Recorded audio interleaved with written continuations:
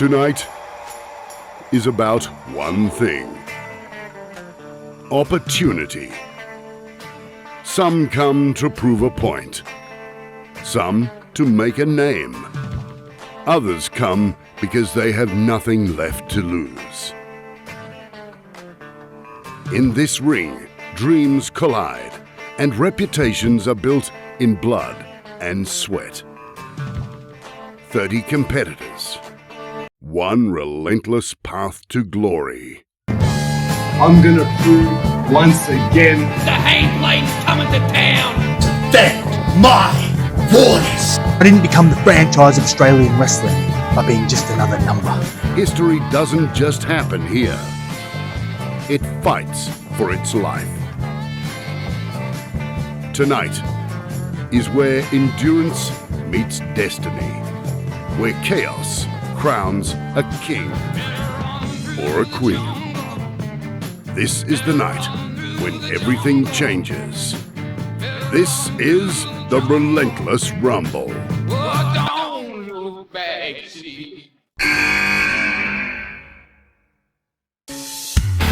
And now, Mayhem Pro presents Relentless Rumble, Halloween Havoc.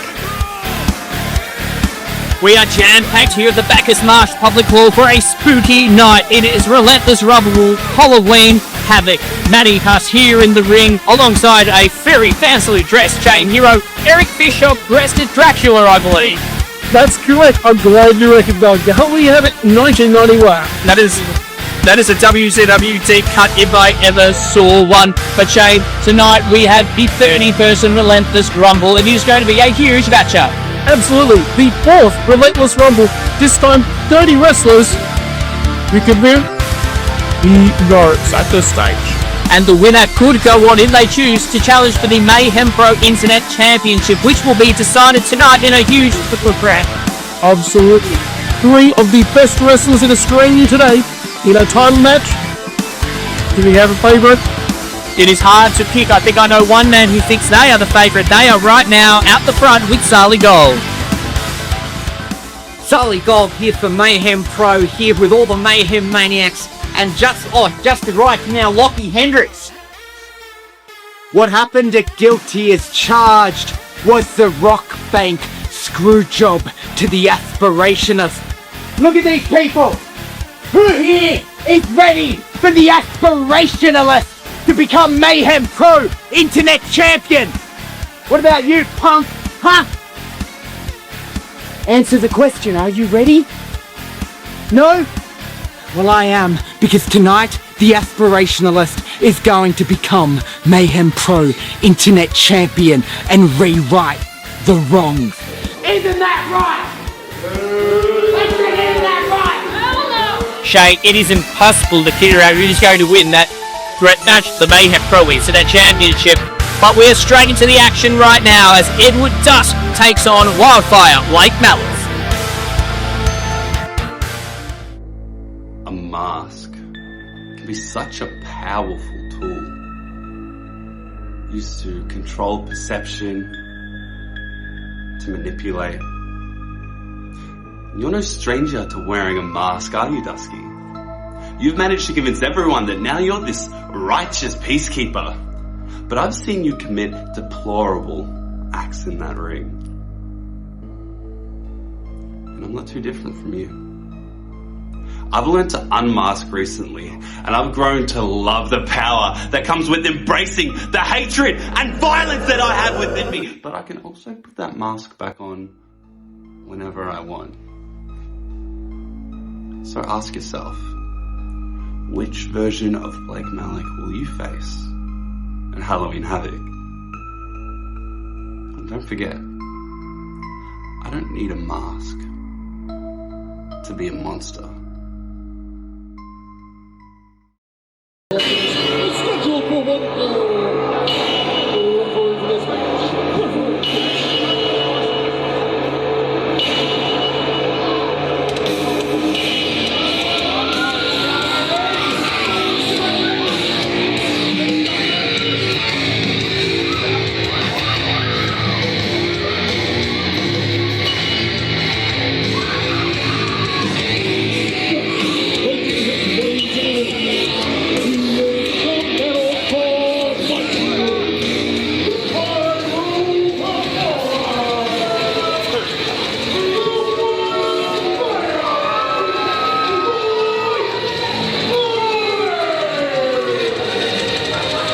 Welcome back, Mayhem Maniacs. Matty Huss here at ringside. Zali Gold alongside me this evening as we await the arrival of Shane Hero from his ring announcement duties. And Zali, very strong words from Blake Malik in that pre-tape promo just now. Absolutely. Well, he was on fire, the wildfire, and a bit wild, but he's going to need every bit of wildness he can get against an opponent who knows how to do it wild his way, Matty. It has been quite a drastic shift of character for Blake Malik. He has become more sick and vindictive, I should say. But like you said, Zali, this man, well, he is going to take it to him.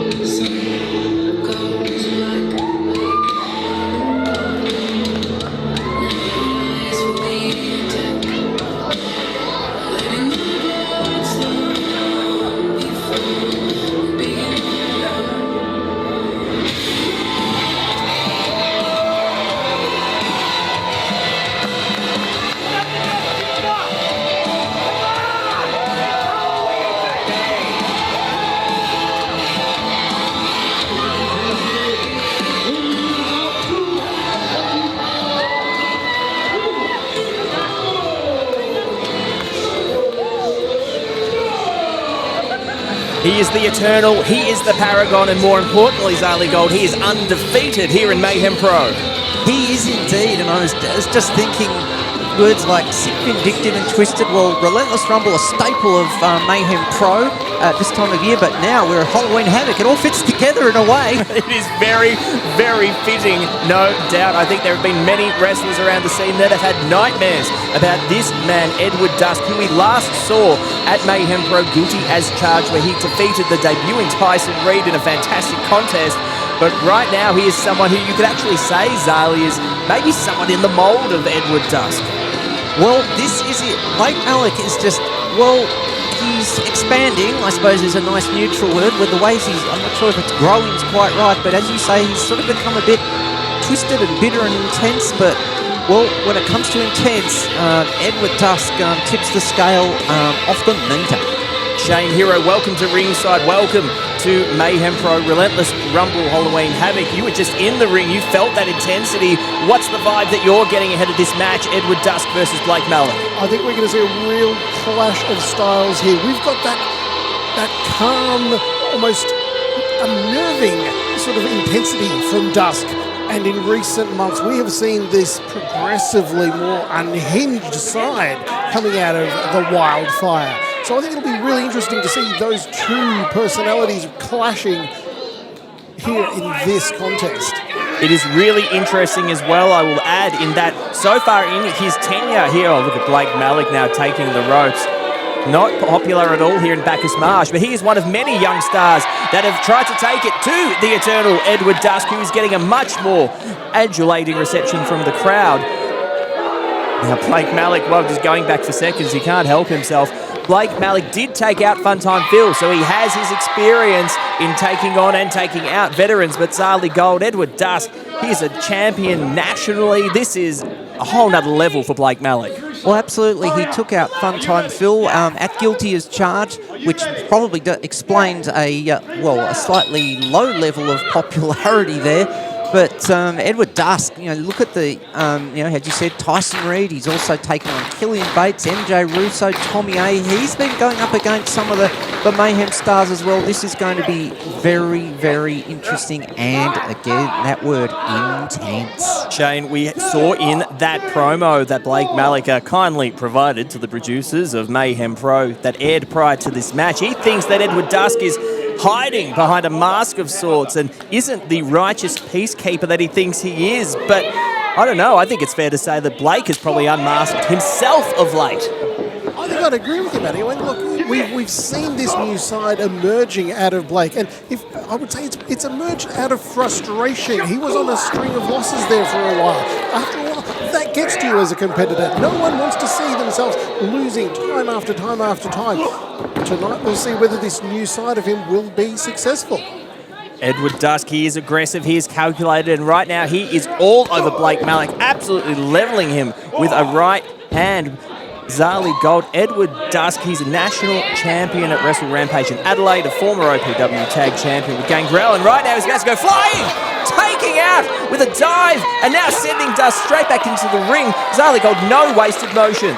Absolutely, and I mean, there's that dive. I mean, we talk of Edward Dusk as intense in that way, but look at that flight. I mean, what versatile skills that he has. But you've also got to be on the ball every nanosecond, because Blake Malik hung him up on the top rope and the tide has turned. Just like that, the tide turns as Blake Malik sending Edward Dusk down to the outside. Referee Peter going to check on the Eternal. Then, well, Blake Malik here, Shane Hero, might be spending too long talking to the crowd, saying his piece, because he should be getting out on top of Edward Dusk.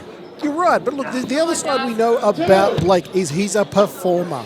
He likes that adulation from the fans, from the crowd. He thrives on that. And, of course, he doesn't tend to get a lot of positive reaction from these fans. So there's so much he feels he has to prove in a match like this. He has been desperate for the adulation and attention of the Mayhem Pro fans, Zali Gold.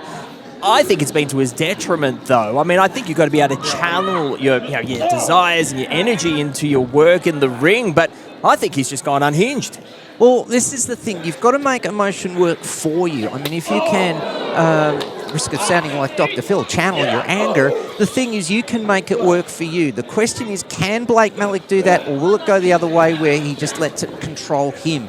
And I suppose only time will tell, although he's got it channeled it to grab the energy to do a big body slam there on Dusky. Well, Blake Malik signalling to the crowd. He's trying to generate their energy, and we're going to see it. Yes, the standing moonsault. Incredibly agile for a 6'4" man. Only good for a 2 count, though.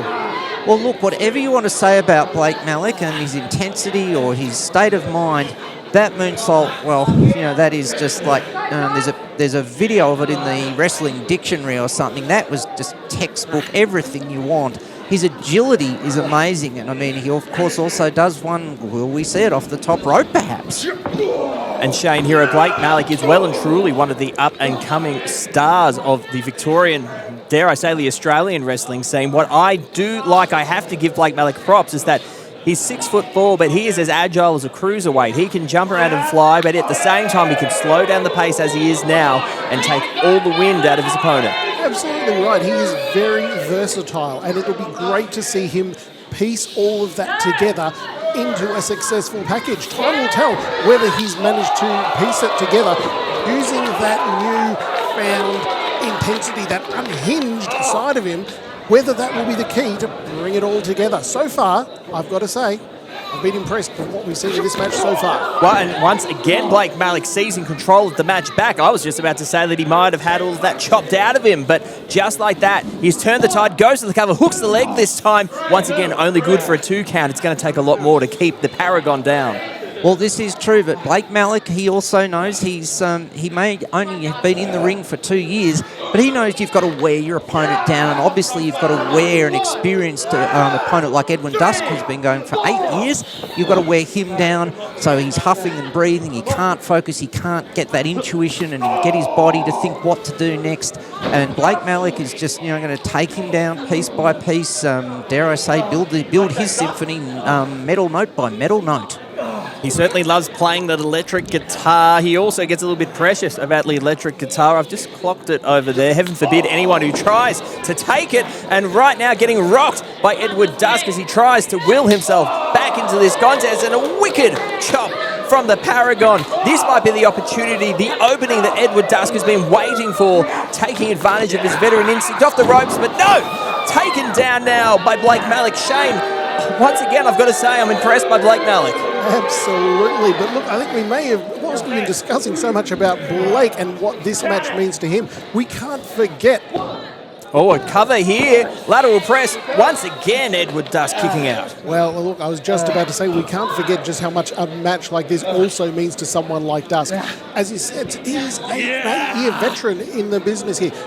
At this stage of the game, you can't afford to let an up-and-comer show you up in a match like this. So for Dusk, this is absolutely an important match just as much. Edward Dusk has taken on the challenges of all the young Mayhem Pro wrestlers looking to usurp him as an established Australian star. We've seen Tommy A, we've seen MJ Russo, we've seen Killian Bates, and we've seen Tyson Reid all fall to Edward Dusk. But Blake Malik right now, Zali Gold, giving him his biggest challenge yet. But here comes the Paragon.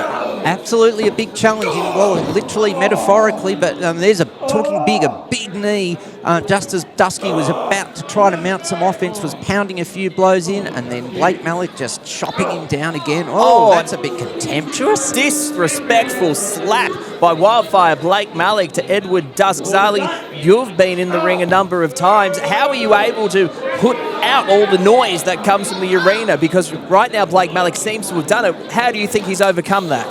I think that, well, that's the thing. He might only be 2 years in, but he knows that experience. He's learning how to channel that energy and make it work for him. You know, if the crowd's with you, use it. Why not? But if they're not, well, you know how to shut it out. That's Blake Malik's experience, and he's doing it right now with some clubbing blows on Edward Dusk. Edward Dusk and Blake Malik now going back and forth every time. Edward Dusk seems to be getting the advantage back. Blake Malik manages to shut it down, but Edward Dusk off the ropes, Claymore kick. That might be the turning point he's been waiting for, Shane Hero. Oh, I agree, Manny. This could be the turning point in the match.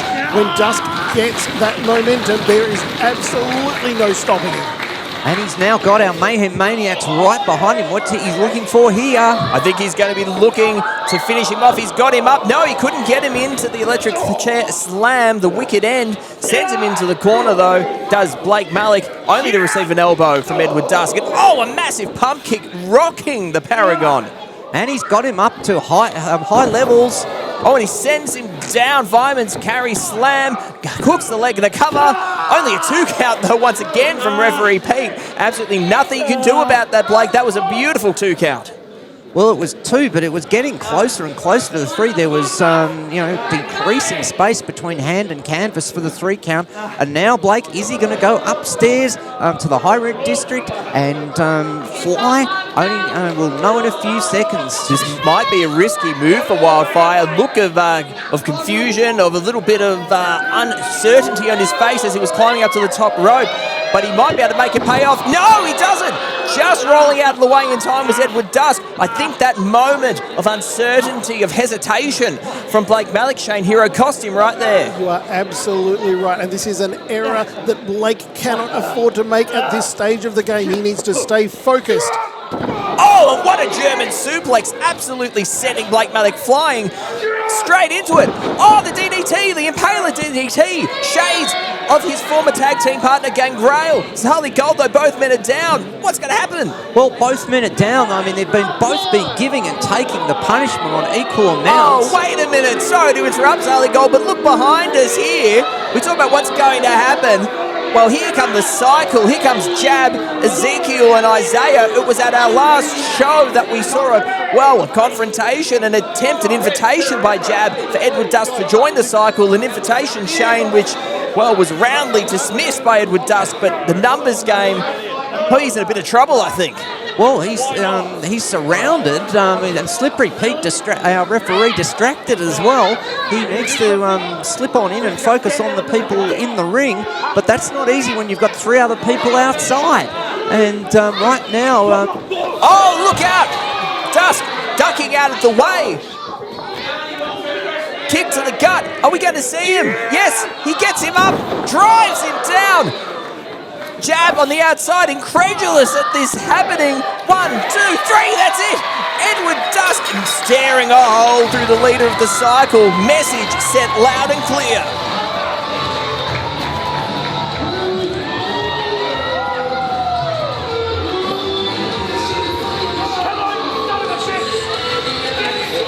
Zali Gold, the gauntlet being laid down, the line in the sand drawn by Edward Dusk. He wants to fight. He wants Jab to come and confront him. Get out of here, Jab. What a joke. Well, Jab maybe seeking the paradise of the locker room area after that intervention backfired. But Edward Dusk right on top of it. A win in a hard-fought match that I just don't think that interjection was justified at all, but who knows where that one's going to go in the future. Well, as Jab heads back to the locker room, talking a big game once he's got some distance between him and this man, the Paragon, Edward Dusk, with another massive victory. But I tell you what, I don't think it's going to be the last time that we see Jad and Edward Dusk face to face here in Mayhem Pro. But for now, it is once again another victory for the undefeated Eternal Edward Dusk.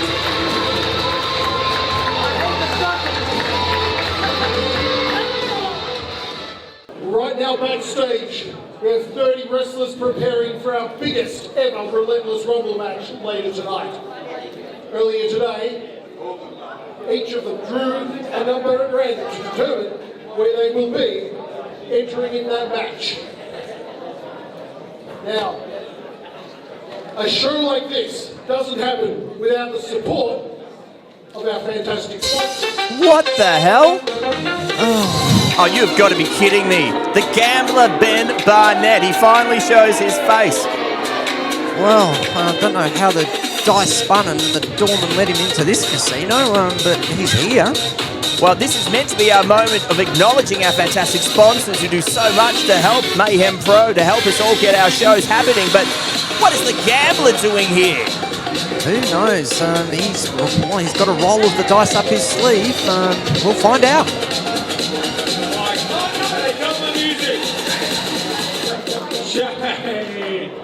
Oh boy, isn't it a good day to be Benny Barnett, let me tell you that. What? Picture this, Shane, picture this. What? Trackside at Kilmore Races. What? Race 1 was a win. What? Race 2 was a win. What? It was win after win after win. You should have seen the look on those bookies' faces, mate, but I'm not done there. No, tonight, the Relentless Rumble, I'm going to win that too!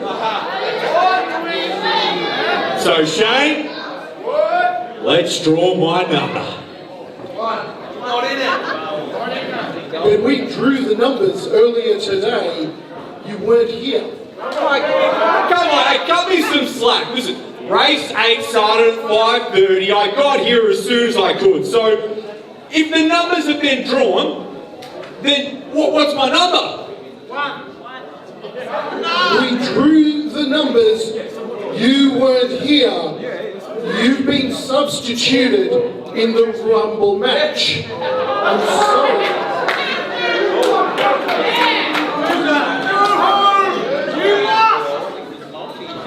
Oh, hang on. Yeah, I see. Hang on. I've been practicing this. You ready? I'm very, very sorry for what I did, and it won't happen again. Now quit joking with me, tell me my number. I'm not joking with you. We drew the numbers like we told everyone in the locker room earlier today. You weren't here. We had to substitute you. You are not in the match. I'm sorry, but we were really clear about how this was going to go down. No. Hang on. You can't do this. You can't do this to me. Listen. What? It starts with you accuse me of match fixing and you suspend me 30 days and now you bar me from this event as well? No, that's not right. No, that's not right. That ain't right. No. 3 seconds. You have 3 seconds to get out of my face, get backstage, get your stuff, get out of the locker room, because you are not in this match. You are getting out of here now. You will be out of here, or I will call security into the ring to have you removed right now.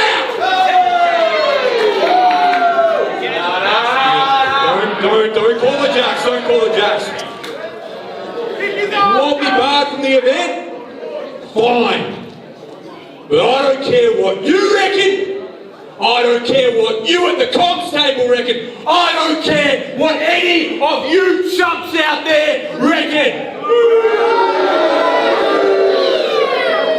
This is an injustice. And I will have justice for Ben Barnett.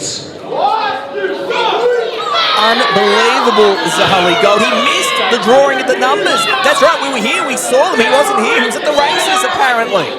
Well, yeah, I don't know if he backed a winner or how many winners he backed or not, but he didn't back the big winner of a chance in the Relentless Rumble and a chance at the Mayhem Pro Internet Championship. That was an absolutely volatile situation there in the ring as Ben Barnett leaves through the crowd. Our conduit to management, Shane Hero, kicking him out, getting out before security gets his hands on him, I reckon. Well, absolutely. You would have had. You don't have security. Have your hands on you here at Mayhem Pro. No, I've seen no security. Oh my goodness, Ben Barnett kicking up an absolute stink here. We won't be seeing him in the Rumble. Back to Shane.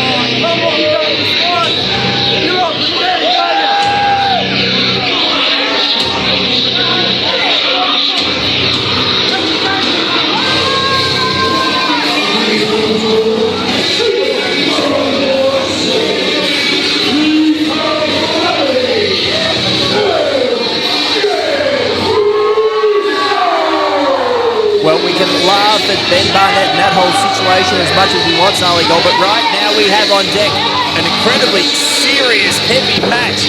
MJ Russo, the Calamity. What a turn of face he has had of late, but we're about to finally see the matchup. It's MJ Russo versus his former partner, Happy Kai.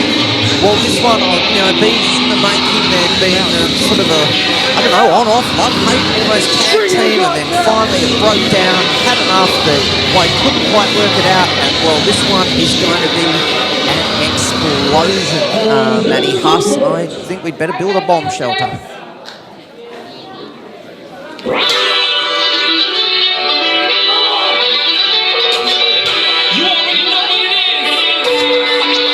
We hadn't seen him for months, but we saw him, and guilty as charged.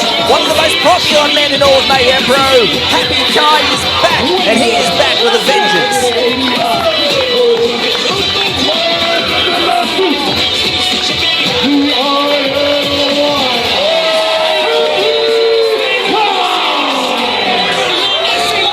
Charlie, you and I were at Mayhem showcasing. Hang on, wait, he's straight into it. Oh my goodness, not even waiting for the bell. Happy Kai, MJ Russo, absolutely wailing on each other. Zali Gold, not a surprise, the intensity from the outset in this match. Well, absolutely, what a slugfest. The tensions have just been boiling over like a volcano.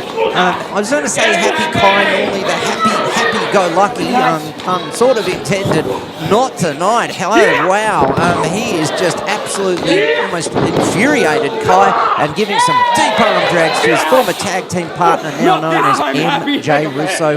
What a calamity. Well, the third attempted at arm drag dropped, but right now Happy Kai showing off that famous agility he has, escaping, and there's another one taking down MJ Russo. It was at Mayhem Showcase in April where Happy Kai finally stood up for himself, hitting said Nitrox with a happy ending. Oh! Middle finger! We don't usually see that kind of aggression and intensity from Happy Kai, Shane, but I think it's justified. Look, apologies while I just regain my composure a little after that rightly unfortunate incident in the ring earlier. But look, hopefully this will be a bit more of a happy turnaround in this match. So far, so good with Happy Kai getting upper hand over his former tag team partner, MJ Russo. Well, that was frankly an appalling situation that we saw in the ring with the gambler, Ben Barnett, putting his hands on you, completely uncalled for, as was the actions, in my opinion, of MJ Russo towards Happy Kai, completely uncalled for. Zali Gold, Happy Kai just loves to have fun, and they were doing great things as a tag team, but MJ Russo just was taking things far too seriously. Well, that's right. You've got to enjoy what you do, and if you can't work together, well, you can't work together, and so it imploded. But the thing is, MJ Russo's shown this sort of, mean streak since it happened. Hang on.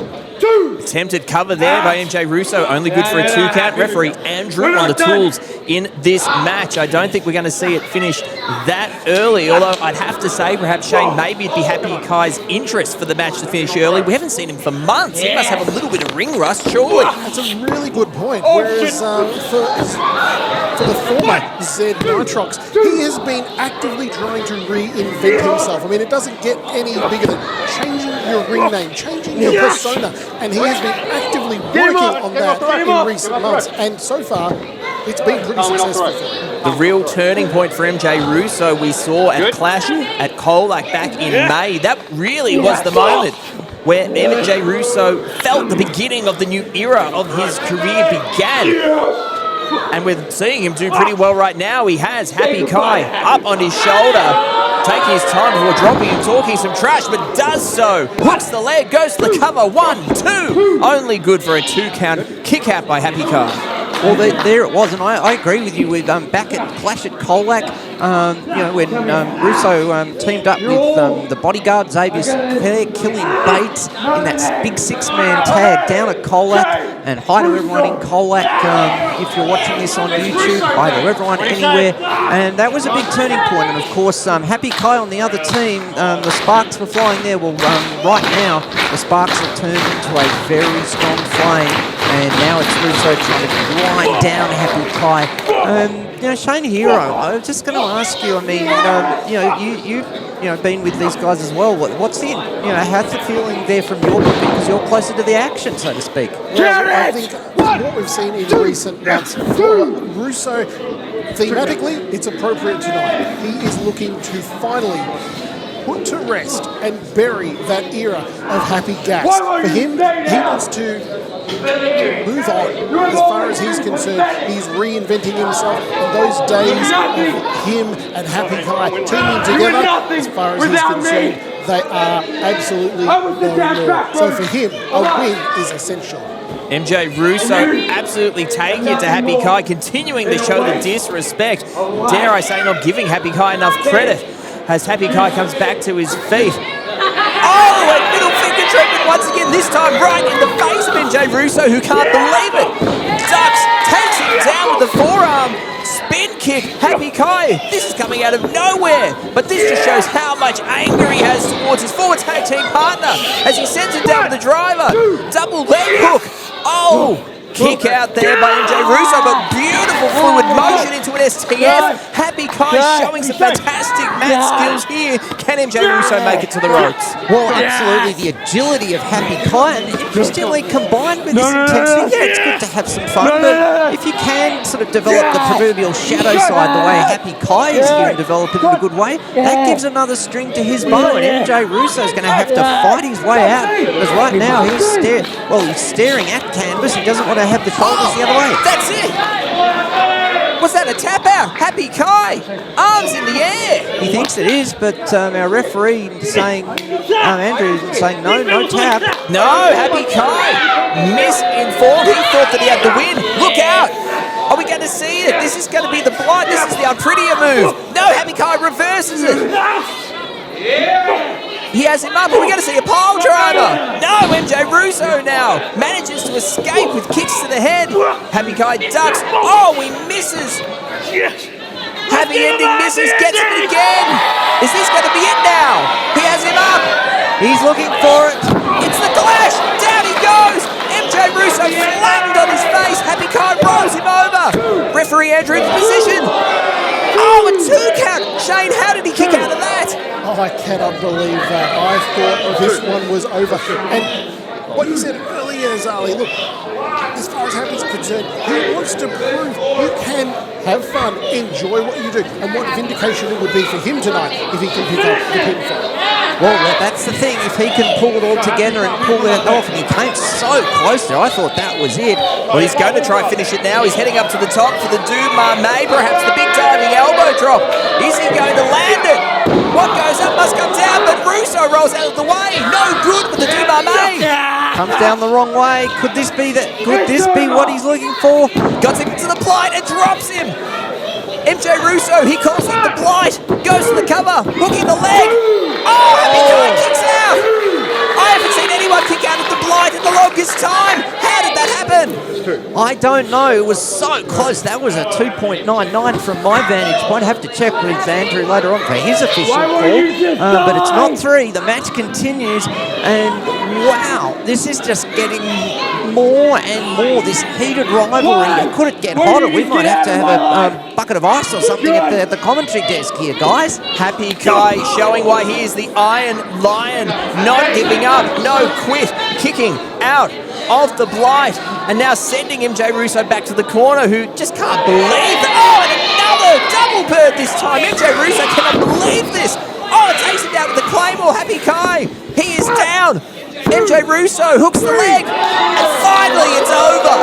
MJ Russo has defeated Happy Kai.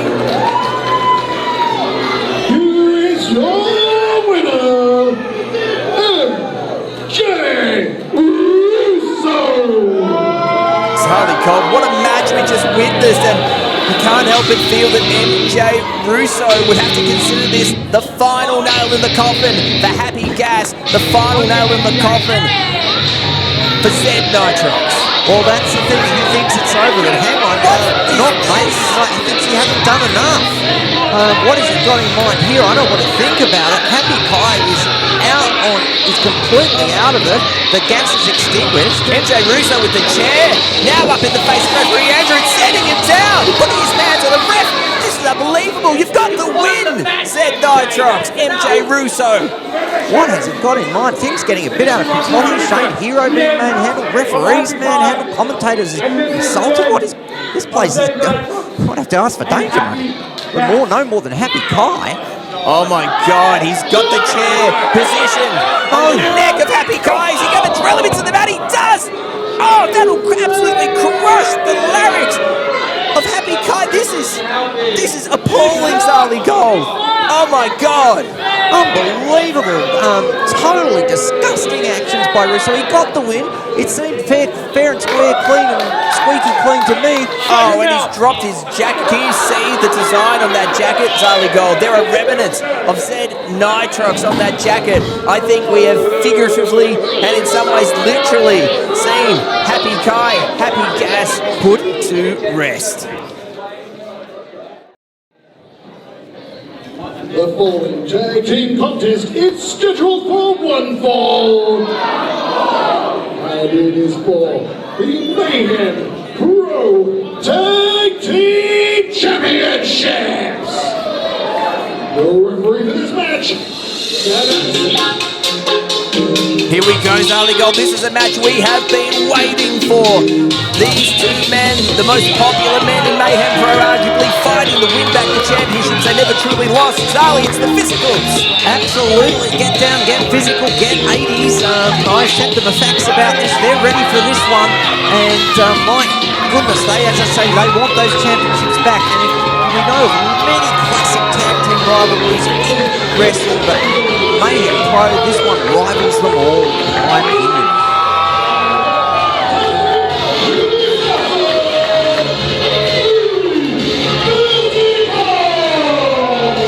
Fantastic to see these two men back together. Fantastic to see Jimmy Castle back in the ring.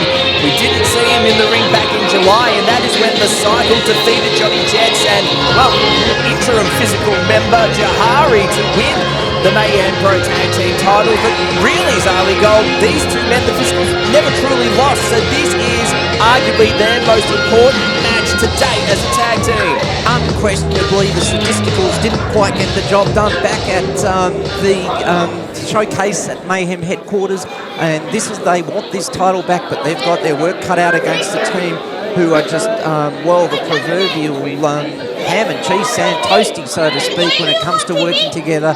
These two equally work together. We've got some great action coming. Not the first time we've seen these two men this evening here making their presence felt, along with their leader Jab in the Edward Dusk versus Blake Malik match, but right now their attention is entirely on those two belts that they hold. Ezekiel, Isaiah, the current Mayhem Pro Tag Team Champions, and there is Jab, can't help himself. Well, there he is, and the thing is, I'd out more in a minute. 435 pounds, accompanied to the ring by Jab. the Mayhem Pro Tag Team Champions.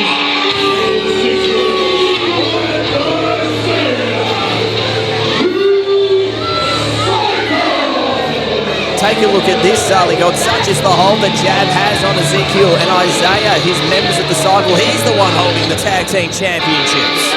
Well, this is the thing I was going to say. It hasn't looked quite all 100% rosy on the same page, particularly with Isaiah. There seems to have been some friction in recent times. Can they just smooth over that friction and get back to that 100% teamwork that got them to those belts?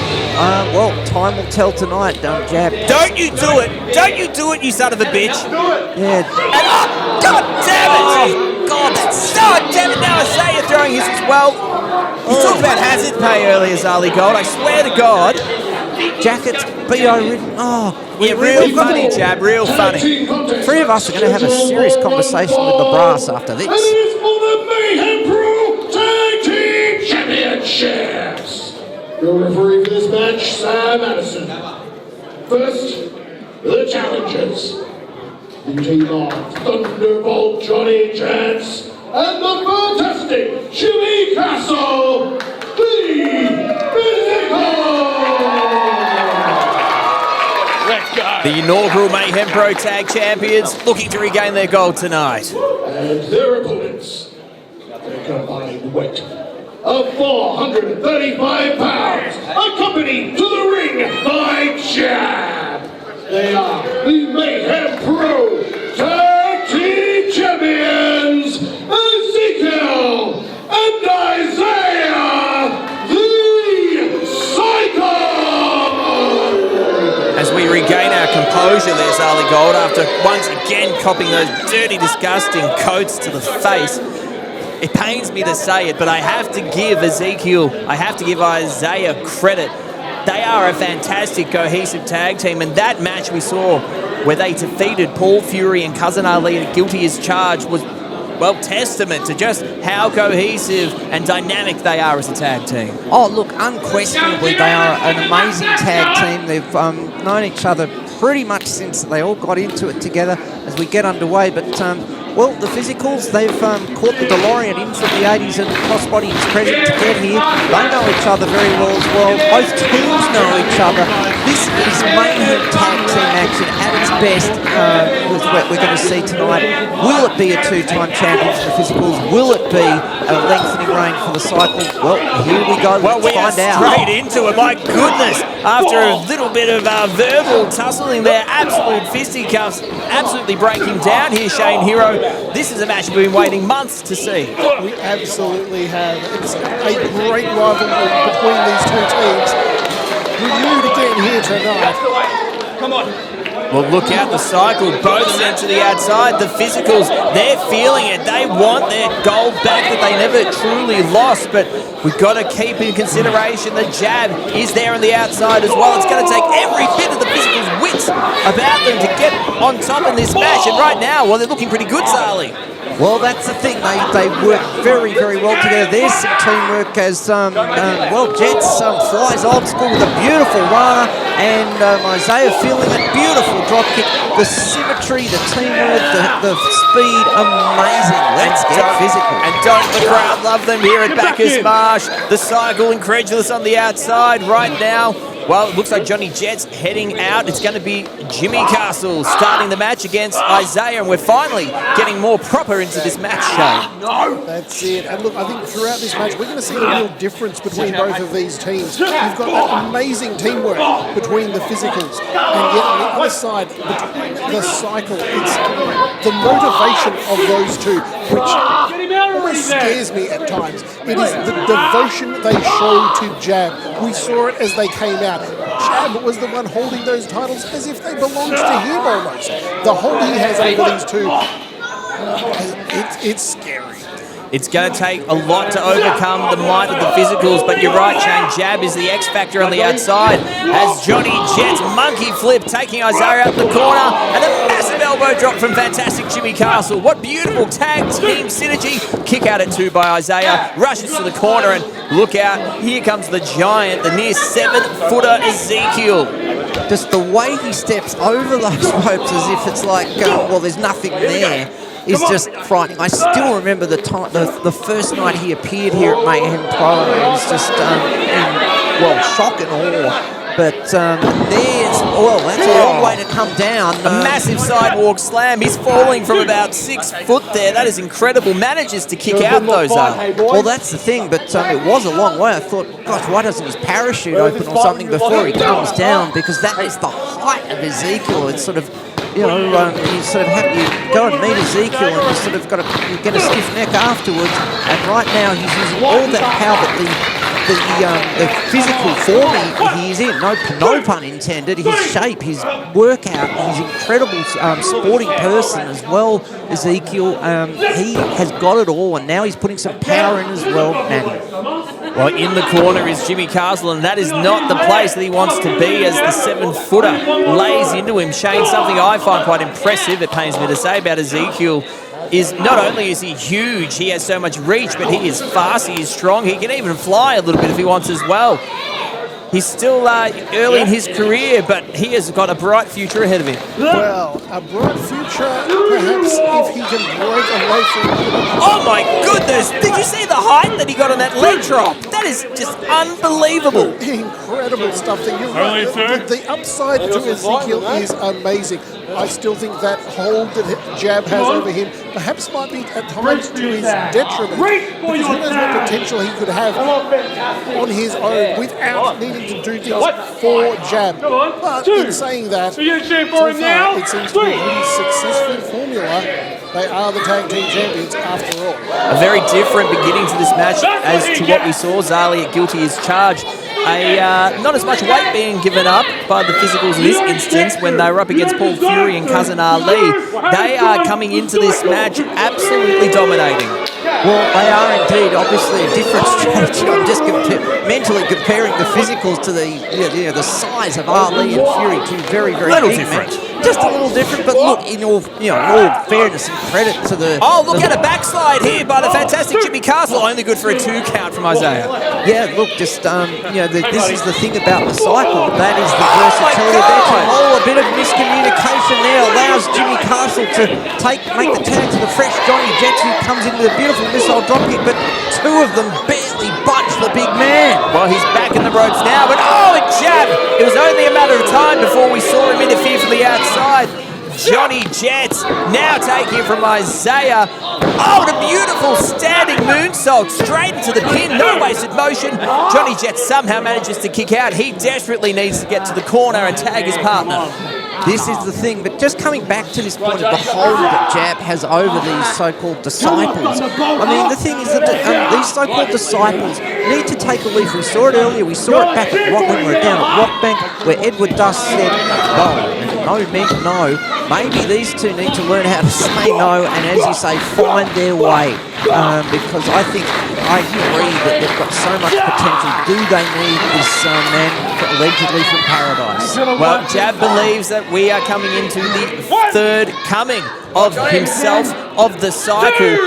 They're certainly due, at least in his mind, because they've gone from absolutely ruling every part of Mayhem Pro to their entire empire crumbling around them. The only thing standing for them are these tag team titles, but Shane, we know the physicals are desperate to get them back. That's right. Look, the inaugural tag champs, the physicals, that meant so much to both of them. I know from speaking just how much that meant to them. So you know that they are going to get that absolute all here tonight to be 2-time champions.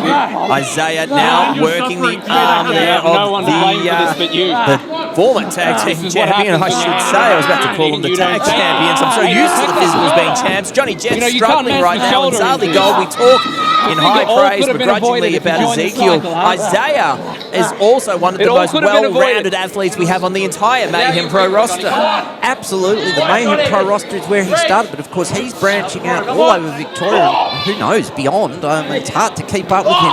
And this is the thing, you've got these two amazing athletes, yet they seem somehow under the spell of I'll say the mystical, mysterious jab. Oh, and sending Jets into the corner. Jets desperately reaching out for the tag, but, well, right exactly where he does not want to be, and we have to give the Cycle credit. They're cutting the ring in half. This is just absolutely textbook tag team wrestling. Well, they are cutting the ring in half. Jet's a whole ring away from his teammate. Look at this, Sally. Oh, I see it, and look, you mightn't like it, but that is again, classic tag team wrestling. The big man from the outside, and Jets, well, he's not flying high at the moment. Well, he'd lose, trying to get it back now. Elbows to both members of the Cycle, but he's still far, far away from home as he kicks Isaiah out of the way. Jab loitering there like a lion, and Jets has just spotted him. Don't get distracted, Johnny. Oh, no. Isaiah sends Johnny Jets flying. Oh, my God. That's taken all the wind out of him. Lateral press. Oh, Jets somehow manages to kick out. Incredible stuff there from Jets. And look, we see it from both Jets and Castle, that resilience that both men have. The physicals are truly impressive as a tag team. Sally, did you see that just then? It looked like a bit of dissent between Ezekiel and Isaiah there. Yes, I don't see it. It's very much there. You can't ignore it. But I've got to say the height that Isaiah got onto Jets for that lift. And an enziguri kick. There's the tag. Here comes the fantastic Jimmy Castle, like a house on fire. Massive drop kick, and look at that. He's taken the big man all the way to the outside. That's no mean feat. A beautiful baseball drop kick there, or slider. Call it what you will. As Castle up there. And manages to avoid some contact there. Off the ropes, off the other rope. Round and round and round he goes. Where Isaiah stops, nobody knows. Down he goes. Jimmy Castle taking advantage of the rest that he's had on the outside. He is all fired up. He's so fired up. Isaiah stopped at Dizzy Street, and maybe it's the power of Jimmy's mustache, and that is combined with that skill. Now he's going upstairs again. What has he got in mind? Well, he's a long way. Oh, look, Johnny Jets coming in, taking out the big man. Jimmy Castle, big splash. Oh, might this be it? He's got the lateral press. 1, 2, 2.5. Isaiah saving the tag team titles for the Cycle. I thought that was it. Well, I would have thought so too. A big crossbody with the guys from Crossbody Crescent would have been a nice poetic way for them to win. But Shane Hero, not quite yet. What have the Cycle got to do to get themselves back into this match? Well, so far we've seen a little bit of dissension. We've seen a little bit of miscommunication at times. Whereas you look at the physicals, Castle and Jets are seamless. If they've got any hope of retaining the titles today. Tuning up the band, going for the super kick. No, Isaiah manages to avoid it. Has him up into an Alabama slam position. No, down, tries to roll him up. No, Isaiah reverses the reversal. Goodness gracious, Jimmy Castle kicking out. Super kick from Isaiah, giving the physicals a taste of their own medicine. Goes to the cover, has the leg barely, and Jimmy Castle manages to kick out. Isaiah completely exhausted, it looks at this stage. Barely got the leg up, and wait a minute, jab up on the apron. Referee Sam now distracted by Isaiah. While he's being tossed the belt, can you see this, Shane Hero? I don't like what I see here. I wish not like this. Around to see he threw it away. He just dropped it, but walked right into a super kick. What on earth did we just saw, Isaiah? A moment of hesitation. A moment of conscience, perhaps. Now a super kick to Ezekiel. Tornado DDT. I'm still trying to process what we just saw. Isaiah not using the belt, throwing it down, but, well, to the detriment of his team, because right now the physicals are in prime position. Johnny Jets bashing that top rope. Are we going to see the splash? Throwing that belt down, that could have been the critical moment. Hang on a second, Jet's gonna fly. We do! Big splash taking down Isaiah. Jimmy Castle heading up top. Are we gonna see the elbow? Are we gonna see a splash? The aerial arsenal is never ending with these two. What a splash! What airtime! Goes to the cover. Oh, that's it! New champions! New champions! They've done it! The physicals have done it!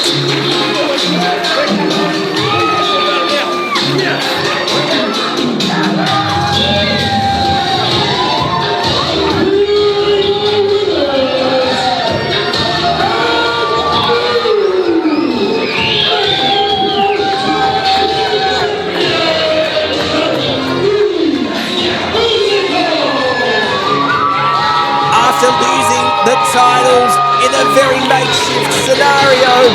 The physicals have regained what is rightfully theirs. Once again, they have the Mayhem Pro Tag Team Championships around their waist. Charlie Gold, isn't it deserved? Absolutely. They worked so hard, such a cohesive unit, very, very well deserved. They'll be taking them back and celebrating the crossbody present, and thanks to their sponsors, Fine, they'll be doing it in a fine way tonight. And my goodness, though, they're so deserved. But I've got to say as well, that moment of hesitation with the non-use of the belts by Isaiah. There's trouble in this cycle. There's a smoke in the wheels, so to speak. Well, it was that moment of hesitation that ultimately cost the cycle the Tag Team Championships. And Jab right now is absolutely livid on the outside. He is just completely at a loss as to what has just happened. He's going to need to get himself back in the right headspace, though, because coming up we have a huge three-way match for the Mayhem Pro Internet Championship. Erika Reid taking on Jab, taking on Lochy Hendricks as the physicals celebrate on the stage with their newfound belts. Charlie Gold, you sat down earlier with the Mayhem Pro Internet Champion Erika Reid. Let's take a look at how she is feeling ahead of the championship match.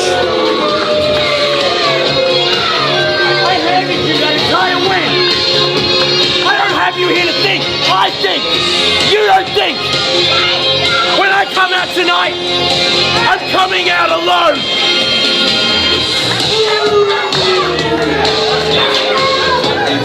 Get it.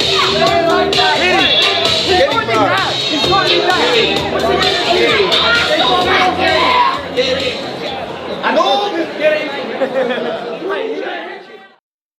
I'm here with the Mayhem Pro Internet Champion, Erika Reid. Erika, I've known you since my first day in this business, and you are one of the most determined, courageous, if not the most determined and courageous characters I've ever met. But tonight you're going to need every milligram, every nanosecond of that, because you're up against not just one, but two competitors who, well, I'll keep it diplomatic, they're known to go to great lengths. Lochy Hendricks and Jab. What are your thoughts going into this triple threat match? My thoughts. My thoughts going to this match, you've known me, you know my history. I'm quite well equipped dealing with men like this. Men that lack the morals of self-respect. Men that lack any sort of drive. But I've been champion since Mayhem Mania. And I've done things that no one else has done with this belt. I've been overseas. I took this belt with me, and I tell you what, I did not get holes in my boots from wrestling Taka Michinoku for two little boys to come in here and ruin everything I have worked for. I don't care how messy it gets. It's gonna be a fight. The following contest is a triple threat match scheduled for one fall.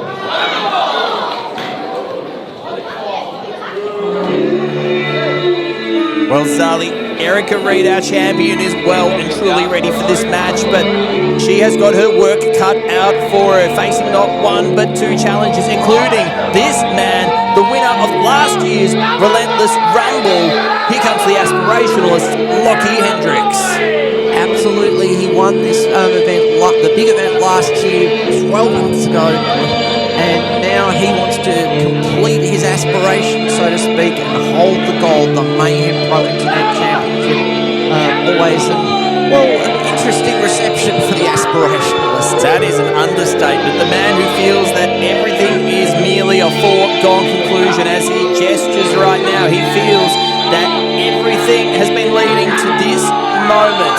He feels that the Mayhem Pro Internet Championship is rightfully his, even if the crowd here at Bacchus Marsh don't believe so. You are joining us here, Matty Huss, Charlie Gold at ringside at Mayhem Pro Relentless Rumble Halloween Havoc here at our home, our spiritual home in Bacchus Marsh. The Mayhem Maniacs are out in force tonight, Charlie. We are jammed-packed here, and everyone is ready for this massive triple threat. Well, absolutely, they're ready. There's been some, obviously, Halloween jollity, so to speak, with lots of great costumes from our Mayhem Maniacs, but... including Shane Hero up in the ring there. Have you picked his costume? Well, yes, sort of a bit Derb, Eric Bischoff tribute there. That's it, Eric Bischoff, Halloween Havoc 1991, I think Shane was telling me before the show.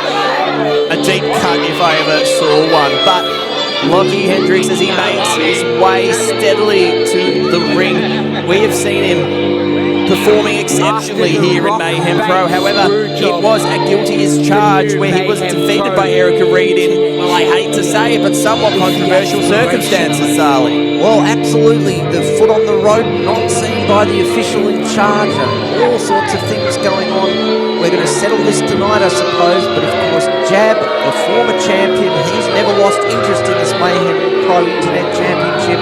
Who knows what could go down? We've got three immense competitors in the ring. He's the first one here. He wants to aspire to hold the gold. Lochy Hendricks looks absolutely ready to go. So what you want about him, it is a fantastic athlete and exceptionally cerebral. How he interacts with his competitors in this triple threat match, well, I have no idea what to expect, but with the chicken wing, with the Britney Spear in his arsenal, he's certainly set up for success, but he's going to have to overcome two competitors who have a hell of a lot of history with each other and more than a single score to settle. As the music of the cycle hits once again, as if we hadn't seen enough of him so far tonight, Sally Gold, but once again here comes the leader of the cycle, Jab.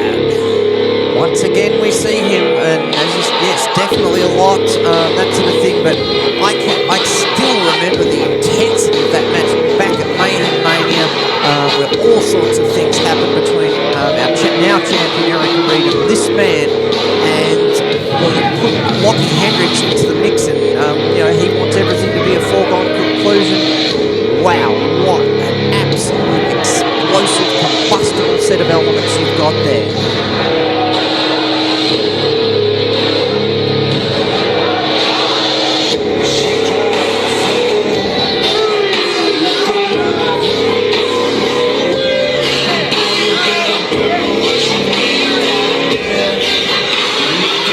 A look of absolute intensity on the face of Jab.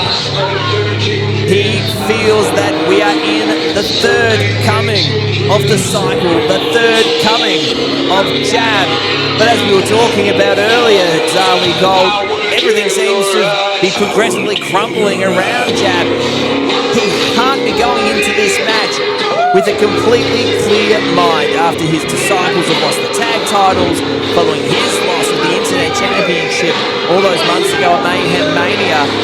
Jab is coming into this match a desperate man. That's brilliantly put. Desperate is how it is. He wants to reclaim, regain what he lost. He wants it to be that third coming, but well, he's got his work cut out for him. No matter how much he wants it, he's going to have to it won't just happen. He'll have to fight and fight to get to his paradise. As we await the third and final competitor in this Mayhem Pro Internet Championship match. And just you wait for the roof to lift off this building. Here comes our champion. Hold on to your hats, back yourself down, grab your seats.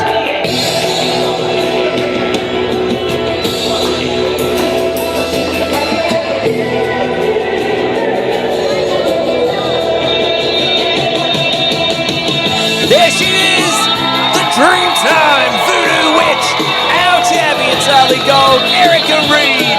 The mayhem of, the matriarch of mayhem. I'll get that right. She deserves every title, word-wise and belt-wise. And wow, look, normally, sort of a smile, but not tonight. She is focused down to the millimetre, and so proudly from Wiradjuri country.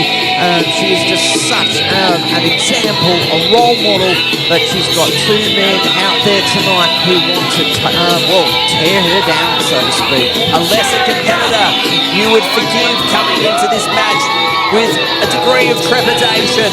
Erika Reid has had a year's worth of history as Lochy Hendricks has been on her tail following his victory in the Relentless Rumble last year. And of course, we all know the history between Erika, Reid and Jab. A story that continues to be told here in Mayhem Pro. Oh, Erika Reid slapping the face there of Jab. She is not intimidated by the leader of the cycle one bit. But Erika Reid needs to make sure she keeps everything in check tonight because she has two men who are desperate to win her championship as she takes in the adulation of the Mayhem Maniacs here in Bacchus Marsh. My goodness, Sally Gold, you could cut the tension with a knife. Absolutely you could. I mean, Erika Reid, as I say, this long-running history against both, but back at Bat to the Bone in the middle of the year, she and Trent Jahari defeated Lochy Hendricks and Made Hunter. She had that match at Mayhem Mania to win the title. It's just been going on, the controversy back at Rock Bank in August. This is where it all culminates tonight at Relentless Rumble, Halloween Havoc here in Bacchus Marsh. Wow, she's going to have to be more ready even than she was at Mayhem Mania, and that's saying something. Let's head up to the ring to Shane Hero for the announcements.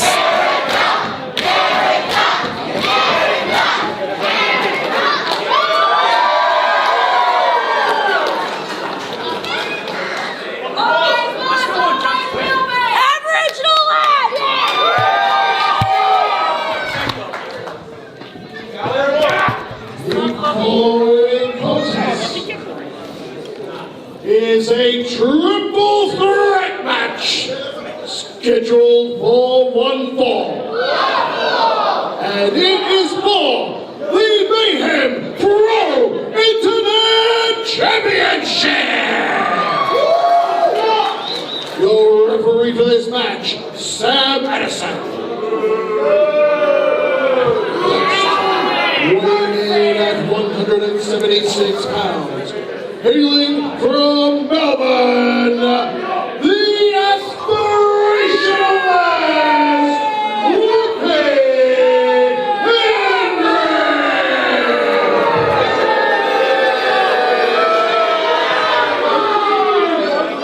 Lochy Hendricks. Returning from paradise, ladies and gentlemen, this is Jab!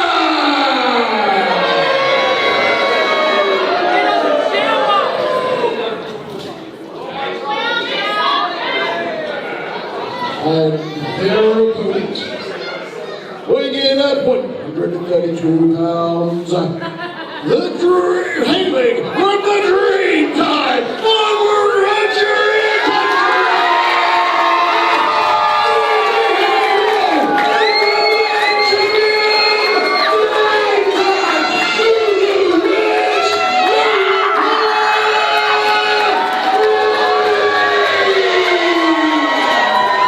Electricity here, Zali Gold, is absolutely incredible. What a superstar Erika Reid is. The crowd love her. We know they're going to be right behind her all the way, but my goodness, what a match we're about to see. Referee Sam Addison on the tools for this job, presenting the belt to all the challengers, all the competitors. Are you ready to go, Zali?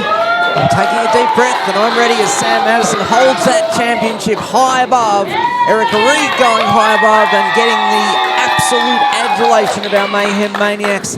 But she's going to have to focus when that bell goes because you've got two competitors whose experience, whose guile are just, well, off the charts. Here we go. What are we going to see in this match? Shane Hero, you were just in the ring.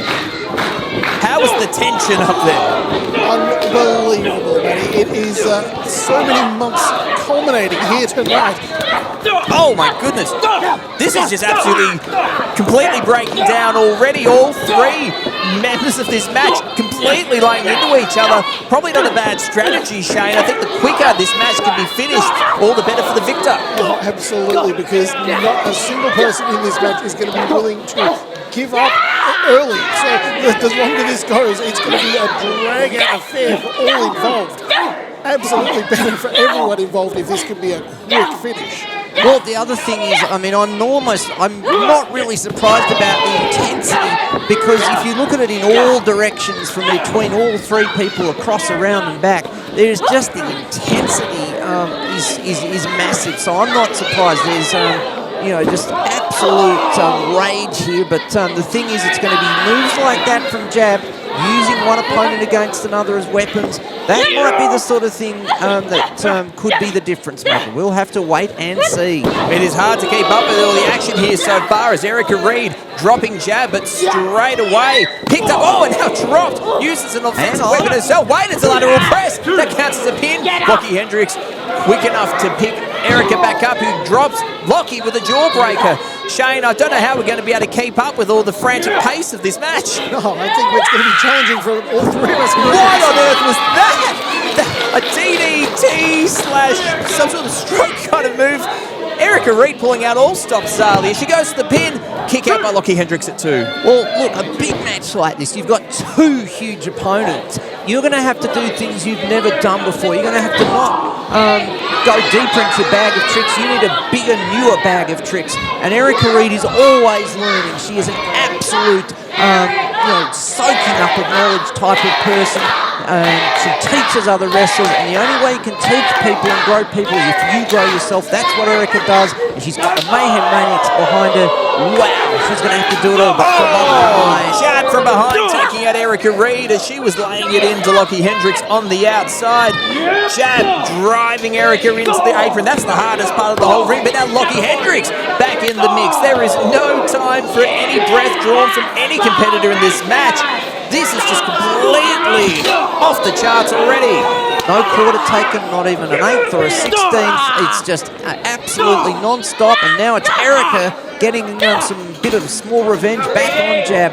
Shane Hero, what's going to break this match open? Look, I think this may come down to the fact that there's no question that championship means so much to all three.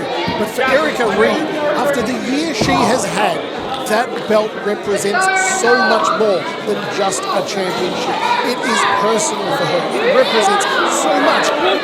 Jab tried to take from her. The Lochy Hendricks tried to take from her. So she will be absolutely fearlessly defending that here tonight. And not just taken from her, Erika feels very strongly that she represents her ancestors and she represents every single Mayhem Maniac at every single show. And as we just saw, she was trying to go to the defense of one of her fans with the sign, which has now been rudely torn up, but right now it is Lochy Hendricks on top and driving Jab right in front of us here. God, talk about hazard pay. I think we are going to have to ask for something here, Sally Gold, because we are up the thick of it as Lochy Hendricks. Now once again, no, Jab blocks it, grabs Lochy, sends him into the ring apron, and now Erika splashing water to Jab. Goodness gracious, Erika Reid pulling out all the stops. Absolutely, she's drawing on, 60,000 years of wisdom, I think, here, as she would. And, certainly on that hazard pay where our log of claims is going up all the time. But let's focus on the action if we can try to, because it is just, as I say, just the desire of each person is immense. Making their way out in the ringside area, referee Sam Addison wisely letting the action play out. We don't want this championship match to end. Oh my goodness, throwing Lochy Hendricks off the stage is Erika Reid. Oh my God, he is down as his Jab. Erika Reid, the only one standing tall at this very moment.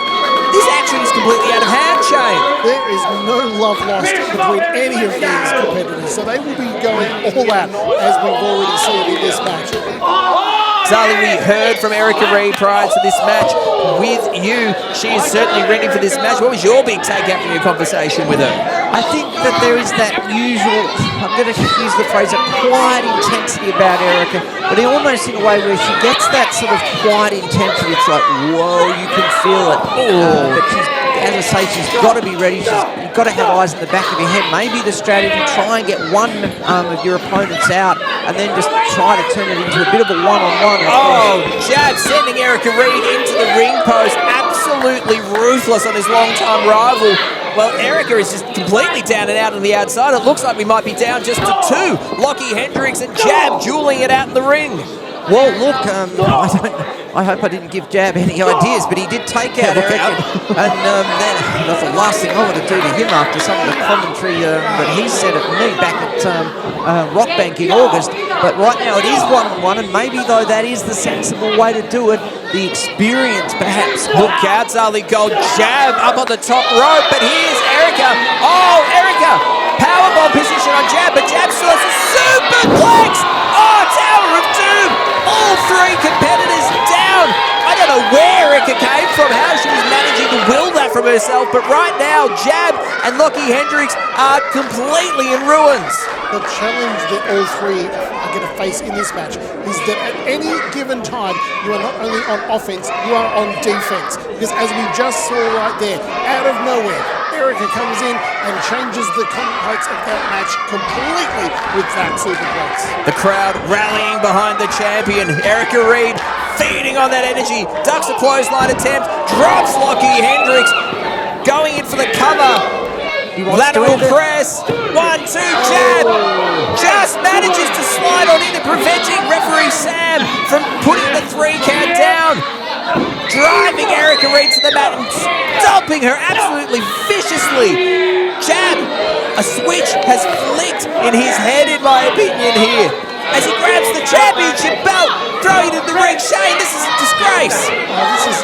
We expected this from the start. It was going to break down, and it absolutely has.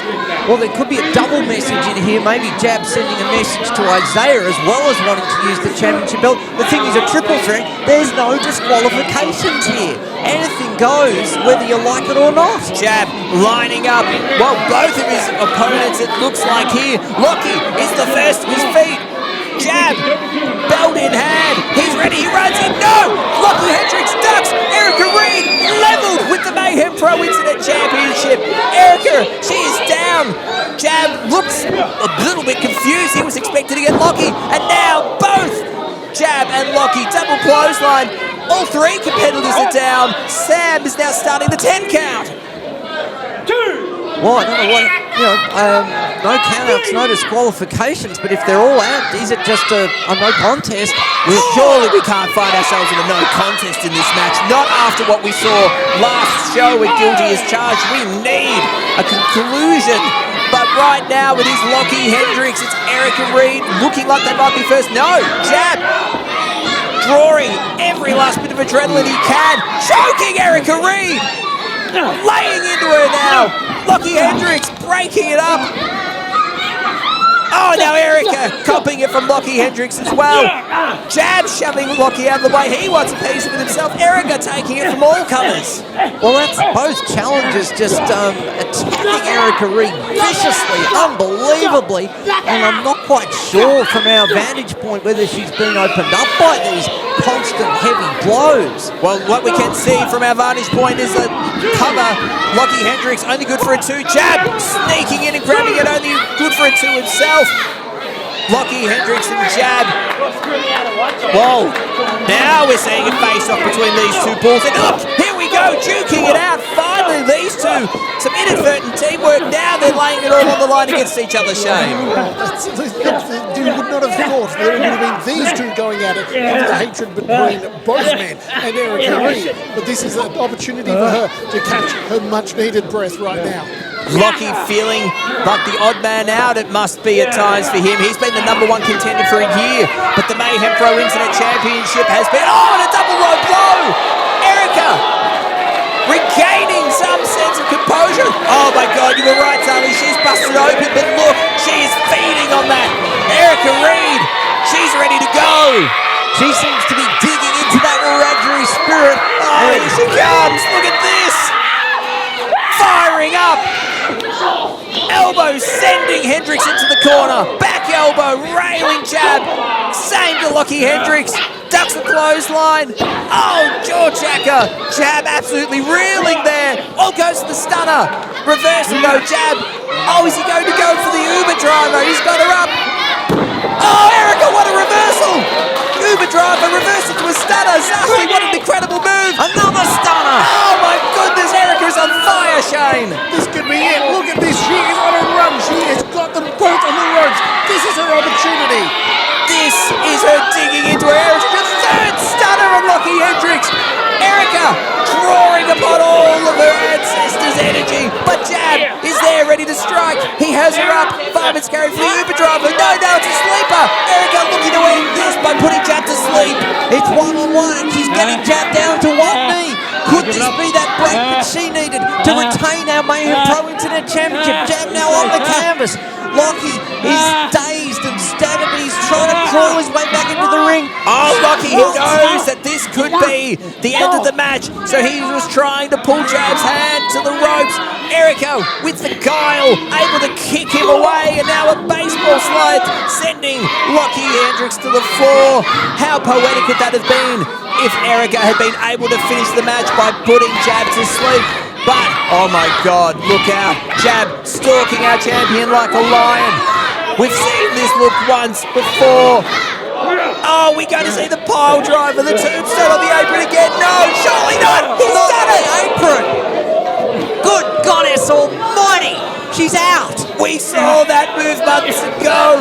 Jab now going for the cover. Hooks the leg. 1, 2. Erika kicks out. How has she done that? Jab cannot Jab can't believe it. I can't believe it. Shane Hero, can you believe it? I am speechless. I cannot believe it. Jab looking absolutely distraught that didn't finish Erika Reid off. What is it going to take? Oh, well, we might be having an answer right here. Should we be surprised at all? Ezekiel making the way to the ring. Wait a minute! Being sent to the back. It's Edward Dusk. Edward Dusk. He's here to save the match. Look out, Ezekiel. He wants this to go to a real finish. He's got rid of Isaiah. He's now taking on the big man, Ezekiel. Is he going to send him back? But in the meantime, Jab looking on. His trump card has been taken out of his hands and torn up right now as he shouts down to Edward Dusk. Jab clearly had a plan, and it has just been skittled by Edward Dusk as Erika Reid back into it. Is she going to go for a pile driver of her own? She is. She's dropped Jab with the pile driver. Goes for the cover, but look out, Lochy Hendricks in from behind. Sends Erika to the outside, dumps her. Hendricks hooks the leg. Oh my God!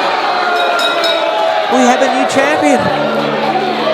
We have a new champion, and it's the aspirationalist Lochy Hendricks.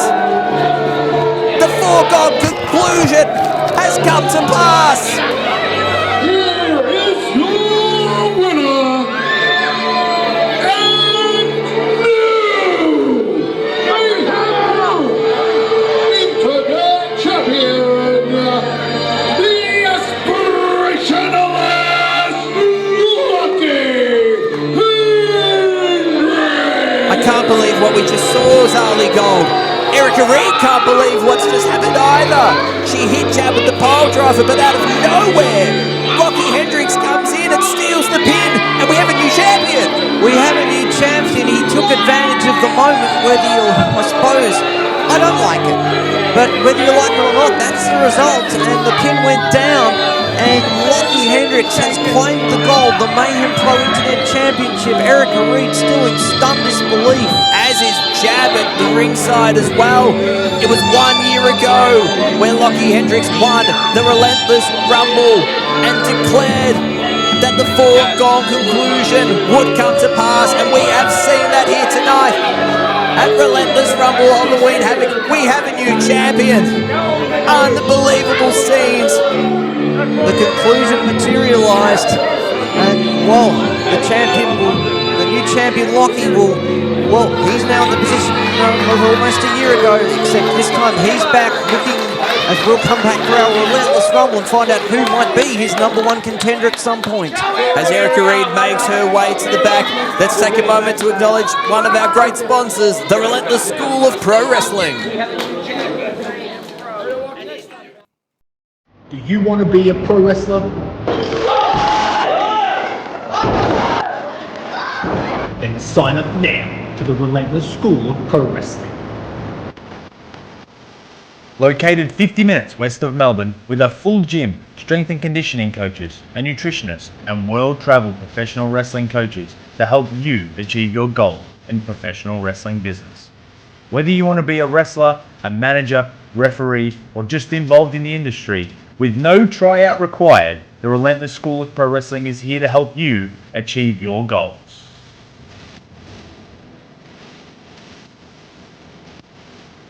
All you have to do to start your journey is sign up now to be Relentless.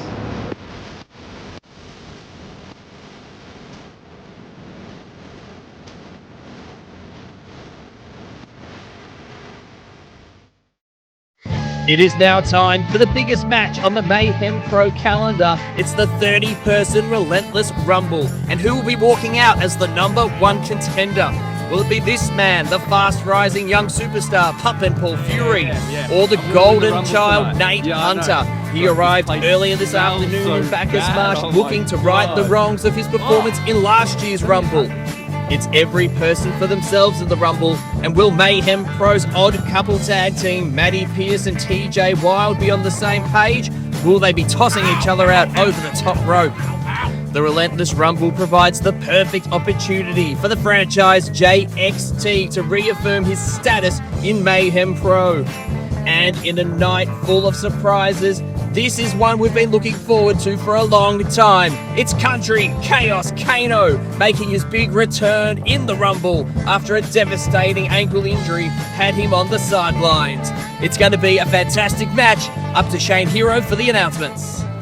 Ladies and gentlemen, it is now time for our main event. The following contest is the Relentless Rumble Match. The rules are as follows. Two competitors will start the match.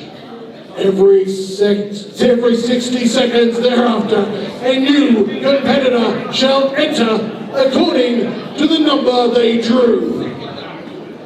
Eliminations occur when a wrestler is thrown over the top rope and both feet touch the floor.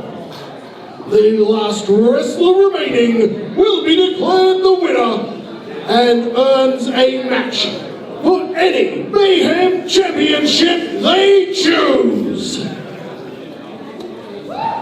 Now, let us all find out who drew #1. It's finally here, Zali Gold. We're about to find out who is going to be our next Relentless Rumble winner. Oh, and coming in at #1. What a way to start. Well, an absolutely excellent way to start. How else can we describe it from the Rap Master himself? Ed Cava has been an absolute tear of late in Mayhem Pro, but he has quite a challenge ahead of him. If he wants to become #1 contender to a title of his choice, he has to go from coast to coast. Well, absolutely, he has to go through all 29 other competitors. It's a tough job, but I reckon he could do it. He hasn't got too many carbs getting in his way. But not only is it Kava that needs to go coast to coast if he wants to win his path to glory, well, the person who's drawn #2 is also going to have to go just as long, and we are just moments away from finding out who will be #2 and who potentially will have a chance at joining the likes of JXT, Erika, Reid and Lochy Hendricks as Relentless Rumble winners. We'll find out who can it be.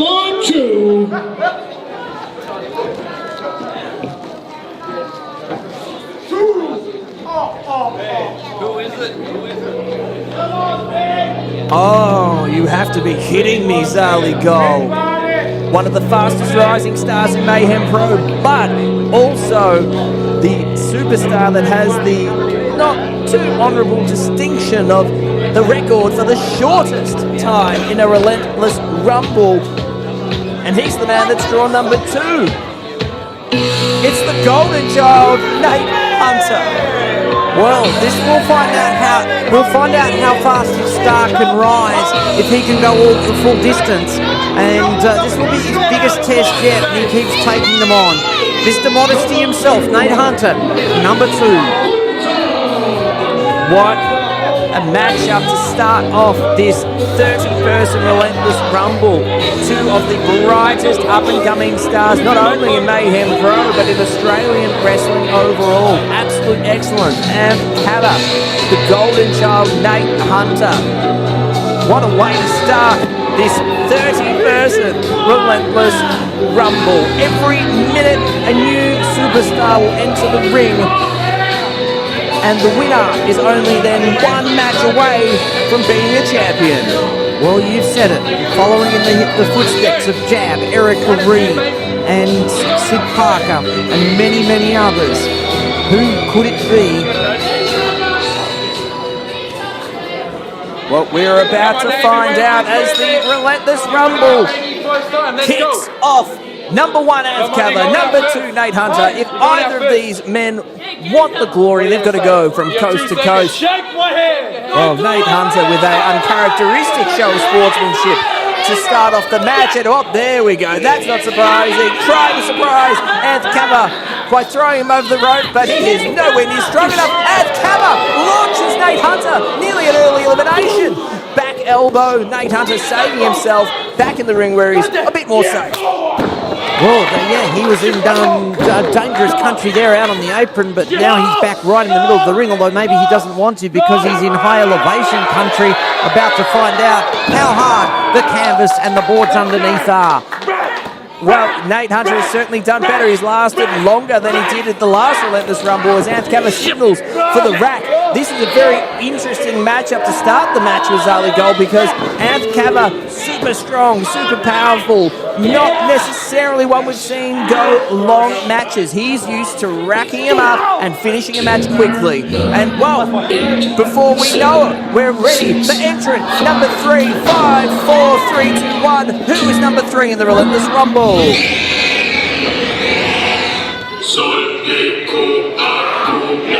Well, it is one member of the cycle. It's Isaiah. Fresh of losing the Mayhem Pro Tag Team Championships, Isaiah outthought redemption on his part and on the Cycle's part, and he is large and in charge, taking out both Azkaba and Nate Hunter. We were talking about this in the tag matches, Ali God. Isaiah, one of the most well-rounded athletes in all of Mayhem Pro.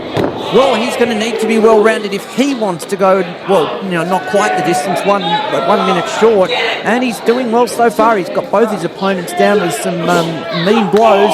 And there's a big blow to the midsection of Azkaba, now going a bit further upstairs. And this is what you've got to do.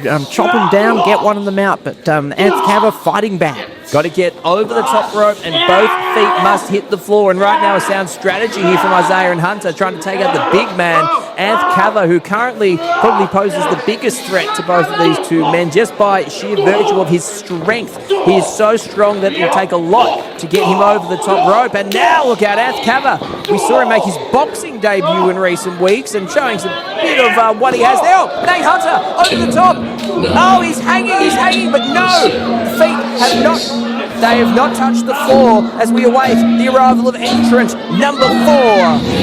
They were close, but the officials were right on top of it, and we could see it as well. Who can it be? It's Sean FX.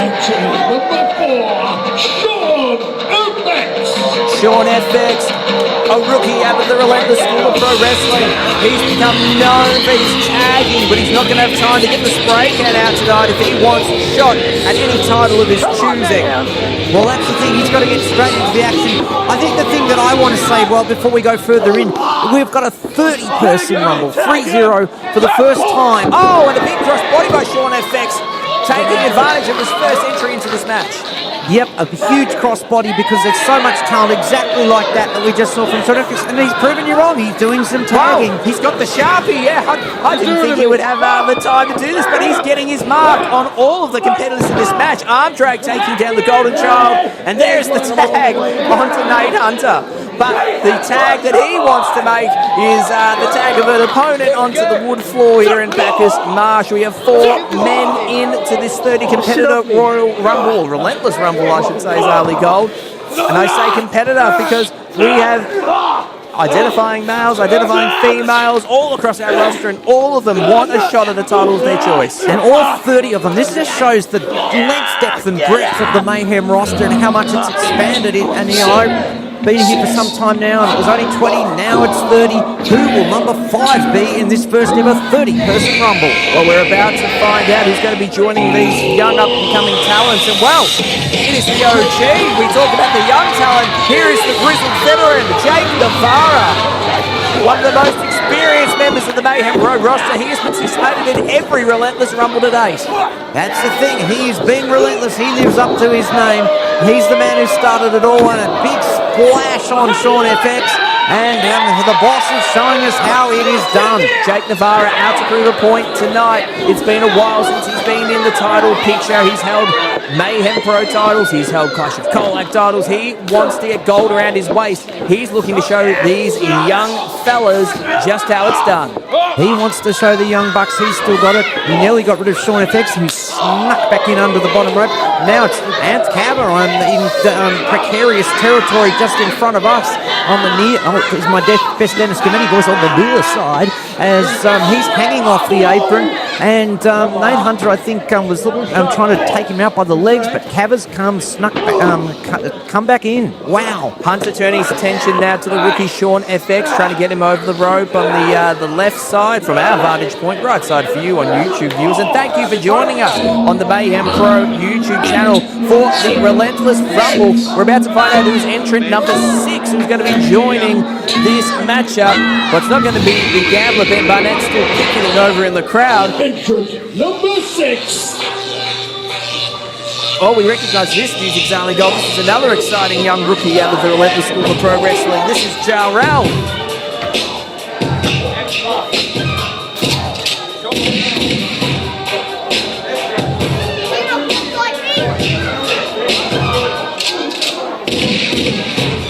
Well, sound strategy by Jarrell here, taking his time. He's not rushing to the ring. He realises coming in at number 6 that he has to go a long way deep in this match if he wants to have a chance of winning. I actually quite like this strategy from the rookie. He's not rushing. He's conserving his energy. Well, look, that shows some thought from a young person, just an early competitor just starting out. And there he does a big angle slam to Sean FX. Well, the crowd are loving Jarrell. We've got a bit of a Jarrell fan section here, but we want to talk about muscles and flexing. Doesn't get much more swollen Ant Cabba.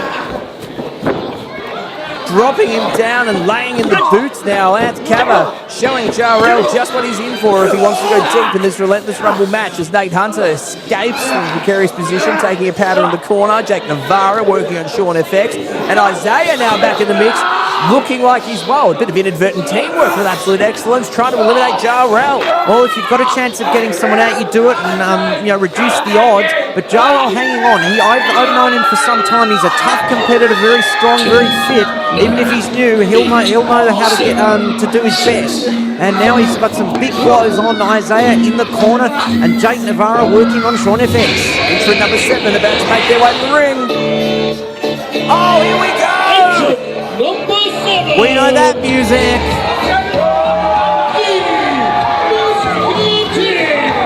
He's a fan favourite. He's also a hot favourite to go all the way in this 30-person Relentless Rumble. The Musketeer, who has had some fantastic contests. He's had his issues with Mitch Waterman. He's the first person to break the Cabba lock. And now he is taking everybody out. He's got the glove, bit of glove slap action for everyone in the Relentless Rumble. The gloves are off, so to speak. And could Cabba loving this? These two would gain so much respect after a huge battle when Cabba lock was broken. Now Musketeer needs to get down to work. Big greeting for Ant Cabba. Hat off as well. Well, and every man for themselves, or every person for themselves, Zali Golden. Even though we've got a bit of a alliance maybe forming early here, it's eventually going to come down perhaps to the Musketeer and Ant Cabba, so this teamwork might not last long. Well, that's the thing. The alliance could bust up in a second. You never know. And it's just no eliminations as yet. All 7 so far are still there. And it's just, it's hard to call this. There's just so much action, particularly as more people come in. Cava nearly out on the far side, but managed to hang on only 1 foot touch the floor. It's got to be both. 2 feet needs to hit the floor. We are 9 minutes into this Relentless Rumble and about to see the arrival of entrant number 8.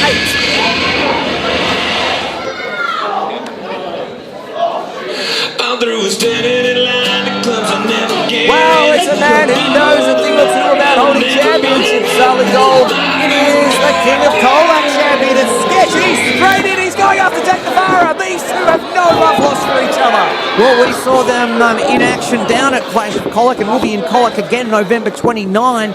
Beautiful moonsault by Sketch, and he's the house on fire, but he's going to have to conserve his energy to get through 2/3 of the Rumble. And trying to eliminate Jack Navarra, sends him over the top rope. The wily veteran managing to hang on. Well, that's the thing, you've got to cling like a limpet to a rope or a buckle to not be thrown out. And now it's look out! Sean FX up high in the rack. Up in the camo rack. It's going to take all of that to eliminate him, though. Does he get him over? Sean FX? No, he manages to hold on to the top rope. Oh, but a big blow, and that's it.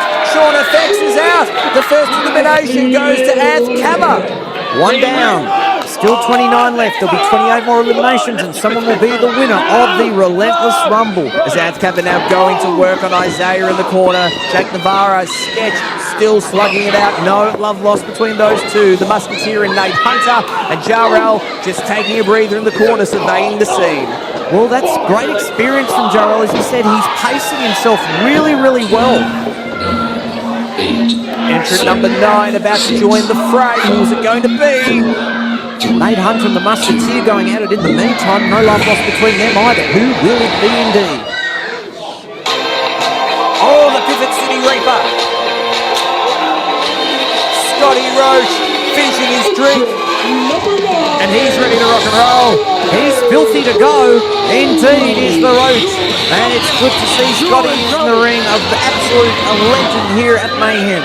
Scotty is a brawler, he's a street fighter, and this is an environment that absolutely lends itself to the Pivot City Reaper. As he's spear tackling everybody down, Scotty Roach very quickly finding himself in the prime position in this match. Entrant number 9 in the Relentless Rumble. Indeed. He didn't waste time not getting the jacket off, but now he's just throwing himself around. He's going to have to be careful to conserve some energy. But hang on, Isaiah looking to bundle him out, but he's, again, hanging on with as many limbs as he can. Isaiah, Nate Hunter and Ath Kava have both exceeded the 11-minute mark of this match. This could go anywhere from 30 minutes, an hour, or even longer. Who knows how long this could go for? It's going to be a strength test, but more importantly, an endurance test as we await the impending arrival of entrant number 10. Third of the way through. Who could be that third mark? Find out any second. Kava belting Nate Hunter with some elbows, trying to get him out. Well, the countdown clock is down to 5. Who is going to be joining the fray at number 10? I know that music. Hey, it's Ace Shack. Number 10, Ace Shack. Ashak brings speed, he brings high flying, he brings a wily sense of action to this match. You'd have to say that Ashak is a bit of a dark horse in the Relentless Rumble. Well, he's an experienced campaigner. He'll need all of that in this match, and he's using his experience on the less experienced Jarrell, who's doing incredibly well to hang in there for about a third of the way through. And now a bulldog and clothesline combination, taking down Isaiah and taking down the Musketeer. We have 9 competitors in the ring at the moment. It is starting to fill up as Ashak takes Sketch for a ride with a bulldog. Meanwhile, Kama and Nate Hunter, entrants 1 and 2, still working at each other in the corner, and a big back suplex by Jarrell. I'm quite impressed by the big rookie so far. He's big and strong, and but as we've said, he's using a lot of guile by pacing himself very well. I am very, very impressed. In the meantime, the Musketeer, after catching his breath, now trying to go after Jarrell, and Ath Kava facing off. This is going to be a fascinating test right here. Ath Kava, what an absolute Greek god of a specimen, but Jarrell has the height and he has the weight advantage, but Kava has it up with 5 as carry. He's going to be able to dump him over the top rope. Oh, he does it, but Nate Hunter has eliminated Azkaba. Hang on a second. TJ Wilde it is the next one in at number 11, but what a shock. Azkaba gone and Nate Hunter triumphing over him. One, Azkaba eliminated by entrant number 2. Azkaba would have hoped to have gone a lot deeper into this match, but right now it's TJ Wilde large and in charge in the ring as Azkaba makes his way to the back. He lasted a total of 13 minutes and 44 seconds, did absolute excellence. What? Nate Hunter now taking over the mantle of longest entrant in this match. TJ Wilde is a house on fire, Zali. He's the wild man, and he's trying to work a number over in the corner on someone, can't quite see who it is there. Sketch and Jake Navarro, both eliminated. Well, that won't solve anything in their rivalry. It will continue to be heated as long as they're both eliminating each other and both still coming to blows, even though they're out of the Rumble. This rivalry has not concluded at all. This is not the last we're going to see of these two. But right now, your attention turns to entrant number 12. Oh, here we go, Zoe Joel, a previous winner of the Relentless Rumble. The big dog of Mayhem Pro. Here is JXT. He wants to become a 2-time winner, of course. The J-Stick enters the building, and he wants to get into the action and eventually hold that title of the promotion that he loves so much.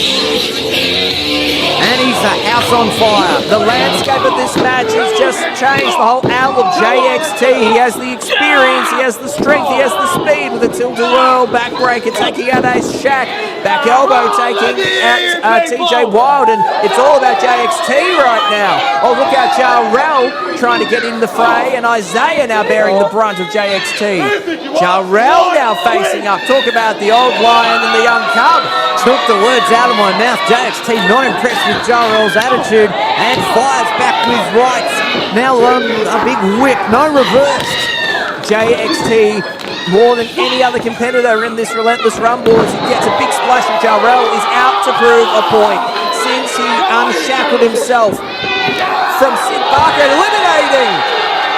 Big elimination there. There goes Jarrell. What a good showing by Jarrell. Hang on, as JXT just got rid of Scotty Roach. The ref's on the spot. Scotty hanging on barely. We can see our referees over there.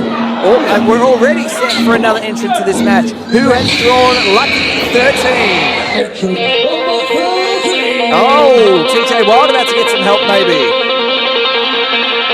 Well, there's a 50% chance of that, knowing how these two get along. The other half of Mayhem Pro's odd couple is Matty Pearce, the man with the most luscious mullet in Australian wrestling. Matty Pearce is in the ring, and he's doing some clotheslines, including on a musketeer.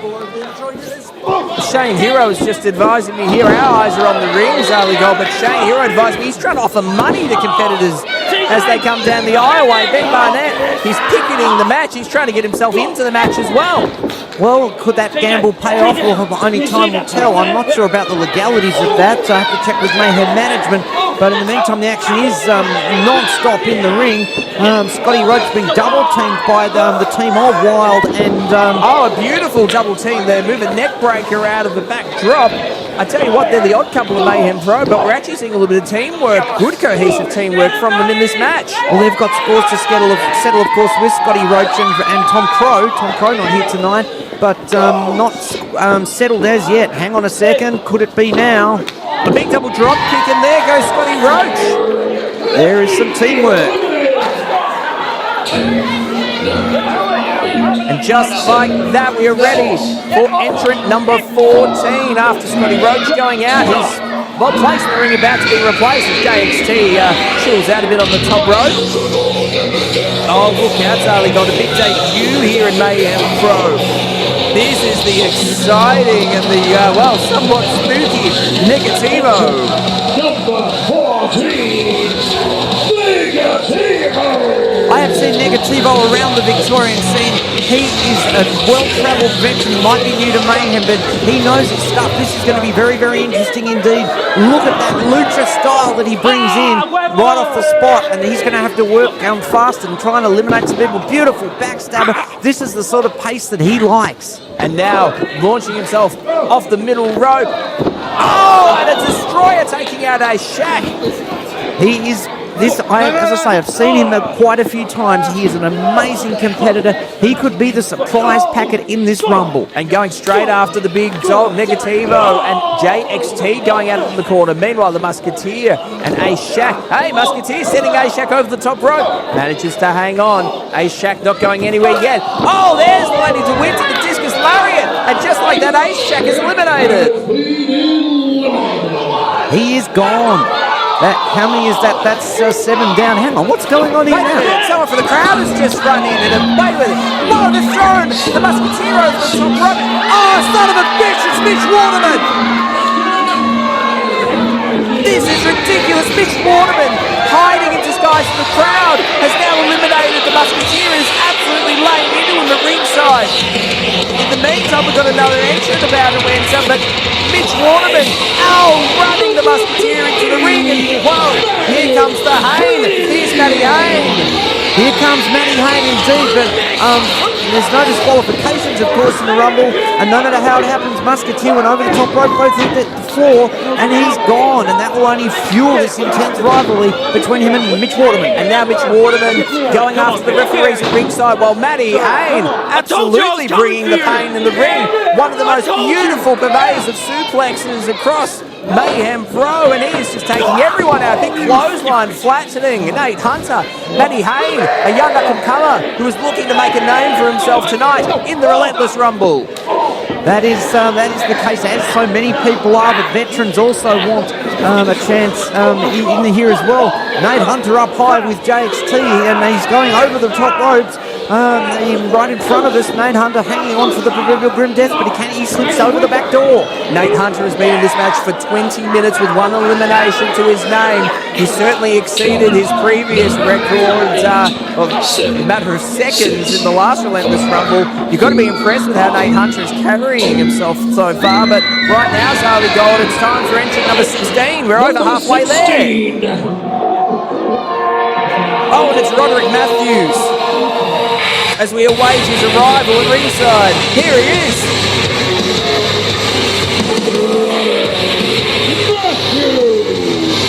The Degenerate, another up-and-coming star. Why we need a 30-person Rumble here at Mayhem Pro. In he comes, and while it's happening, JXT in some trouble on the near side. JXT, 1 foot hitting the ground, but it is 2 feet that have to touch the floor in order to be eliminated. Nate Hunter has been absolutely dogged with his targeting of JXT tonight as he's getting some assistance from the crowd, helping to keep his feet up. Tell you what, if that's not the mark of a fan favourite, I don't know what is. It's Isaiah clotheslining TJ Wilde over the top rope. He's gone. TJ Wilde is out of it.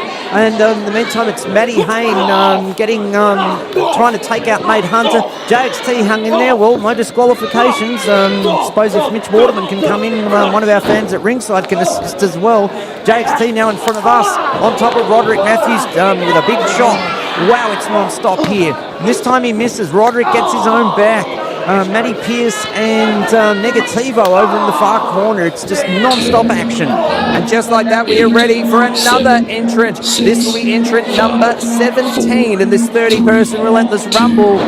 As JXT dropping the Degenerate Roderick Matthews with DDT as we await the arrival of 9, 8, 7, 6. While the clock going off again, Ben Barnett still picketing at ringside, trying to get his way into this match, trying to pay off the competitors as they make their way to the ring. But who have we got joining us now at number 17?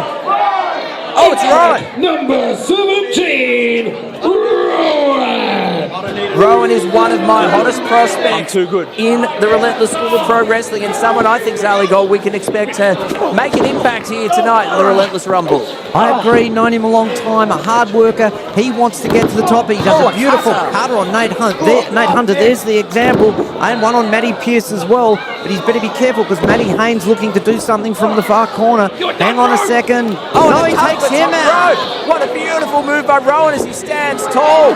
Wow, what a showing by the rookie. But look out, here goes JXT.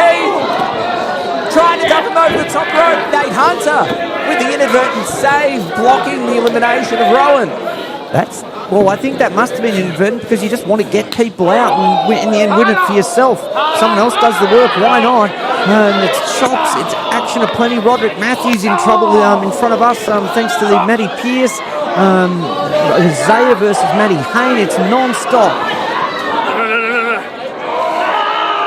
Nate Hunter coming on 25 minutes in this match. Isaiah 22. They are by far the longest lasting competitors in this match. And right now, who are we going to see at number 18? Oh, look out, Charlie Gold. As the great man Jim Ross would say, business is about to pick up. I hope they've got this ring reinforced. Oh, what a cheer for the crowd for Pumpkin Paul Fury. Oh, and Ben Barnett trying to buy his way into the match again, offering a lot of cash to Pumpkin Paul Fury. He says no, he wants a shot at glory. Pumpkin Paul has rocketed to favouritism now in this match. How are you meant to get a man as big as Paul Fury over the top rope? I have no idea, but we could find out if maybe a few people work together for a second. Here's the power of Fury that we've seen many times, including down at Colac, where I think from memory he won a scramble type of match. He's just a natural-born athlete, and he's got Matty Pearce up high in the hair. He's not looking good on Matty Pearce at the moment. Fireman's carry sends him down into the Fury driver. Paul Fury now picking up Matty Pearce. Is he going to join his tag team partner on the sidelines? Over the top rope. Yes, he is. Paul Fury is first elimination of the match. Matty Pearce will have to go back and mull it over that he didn't get there. And in the meantime, the action continuing in the ring. 8 minutes, 48 seconds. Matty Pearce lasted in this match. Right now, it is all about Pumpin' Paul Fury, though, as he works over Isaiah in the corner. Entrant number 3. Pumpin' Paul has changed the face of this match completely as we await the arrival of number 19. 19! Wait a minute. It's the Bread King. We haven't seen him in months. The Bread Man has risen again. Listen to this crowd. The Bread King is here. Baguette in hand. We haven't seen the Bread King for months. Are we going to be able to trust the trust to go all the way in the Relentless Rumble? I think we could. He wants the big dough, so to speak. And there it is on Matty Hayne. Driving the baguette into Negativo. Isaiah now goes down. That must be a bit of a stale piece of bread. Oh, there it is. There it breaks over Matty Hayne's head. Fresher than we thought. And now it's he's still got a toe a little shorter. It is so good to see the Bread Man back. Sort of fresh in the ring, but he's taken down from behind by Nate Hunter. The Golden Child taking out the Bread King. Nate Hunter, entrant number 2, and he's been in 27 minutes at this juncture, Zali Gold. He's coming up on half an hour in this match. Half an hour. Look, whatever we might think about Nate Hunter, and we question him sometimes, he keeps proving us that he can last. Oh, big super kick from Isaiah. And that's Rowan out of the match. Not Rowan's night tonight, but hang on a second. Roderick Matthews hanging on for a second. He managed to hang on. Oh, here's some familiar music. A man we saw earlier this evening. The Metalcore Maestro. It's Wildfire Blake Malik entering at number 20. And from this point, we now get into... Oh, there's Matty Hayne eliminated by JXT. Matty Hayne is gone. JXT with his second elimination of the match as we go into uncharted territory. Previously, Relentless Rumbles have been 20-person affairs, but tonight is a 30-person Relentless Rumble. Well, that's the thing. 30 people for the first time ever here at Mayhem Pro. Negativo, he is out of here. Eliminated by Paul Fury. Once again, Paul Fury, absolute tear so far in this match. He is, but the Lucha is gone, and now Paul Fury looking to get rid of the veteran JXT in the near corner in front of us. As it stands now, Zali Gold, who would you have to say is in the box seat? Who's your favourite at this point in the match? Oh, look, it's hard to pick. I've got to say, maybe the Breadman's a bit fresher, but he's getting back to his feet. He's trying to take advantage of the fact that Nate Hunter's back was turned, and he's just about got him. If he could do that, that would be a huge elimination. Well, it might not look like it now as Isaiah stomps a mud hole in Paul Fury, but he's been in the match less than 5 minutes and already has 3 eliminations. But let's wait and see. Entrant number 21 about to enter the ring. Number 21. Oh, the artist. Make it loud! The artist formerly known as Lochy. One half of Lochy Hope.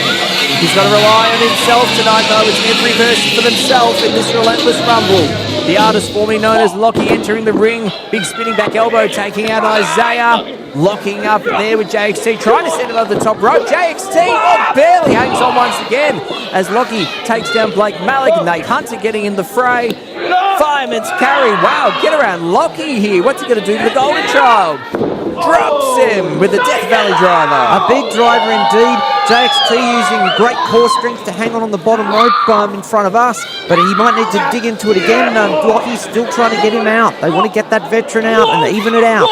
And it's just non-stop. Now it's Blake Malik and Paul Fury in the far corner.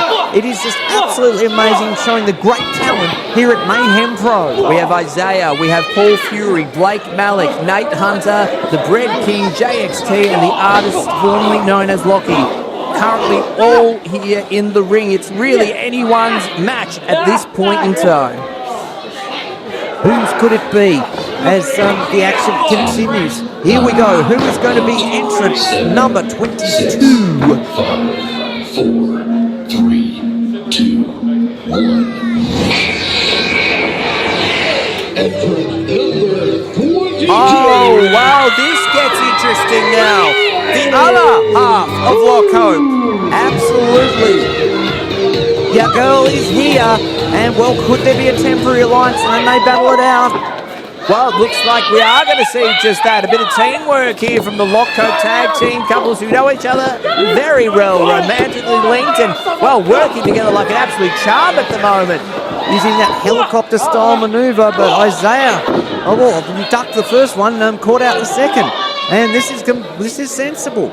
Get rid of, make it 2-on-1. Could be the difference maker. Lining up Brad King in the corner, does Elaine Hope, and now lining up Pumping Paul Fury with a massive spin kick.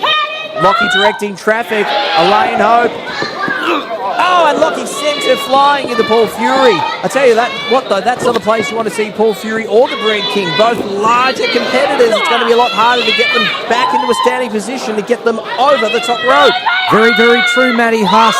But it's sensible tactics, trying to wear down the opposition. If you can get it to two people working together, it's a sensible idea. But Blake Malik puts an end to that, sending them both down. The wildfire that is Blake Malik. Who's next? We're about to find out. Oh, speaking of tag teams,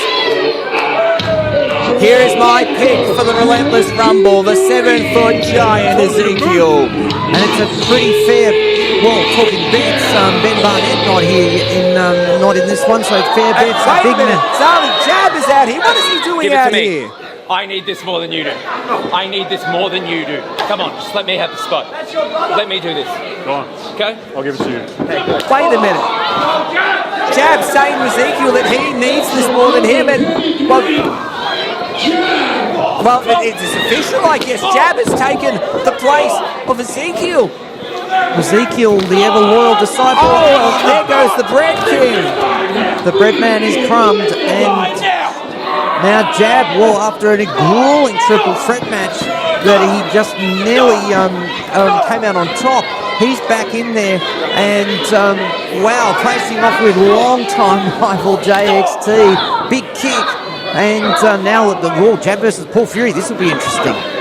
Jab desperate to get himself back with the Mayhem Pro Internet Championship. I think it goes without saying. Oh, there goes Paul Fury. Goodness gracious, Jab eliminating Puppet Paul Fury. It's my night Well, now. that will boost Jab's morale after what we saw in the first half of the show.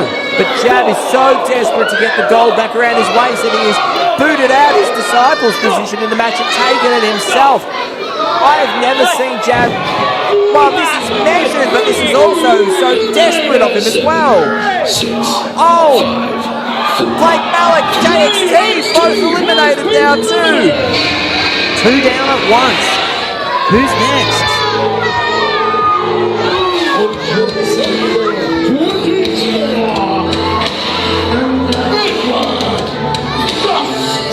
Oh, look out. Edward Dusk.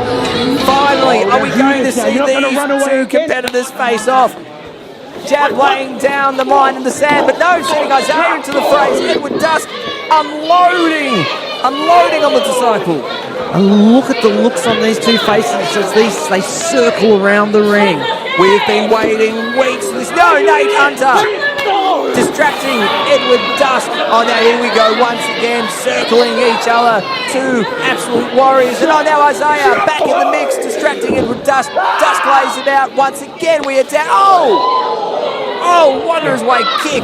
Oh my goodness, absolutely knocking out Edward Dusk. And Jab standing tall. 7, 6. Jab, the proverbial last man standing as we await the arrival of 20. Wait. Oh, hold on. The lights have gone out. No.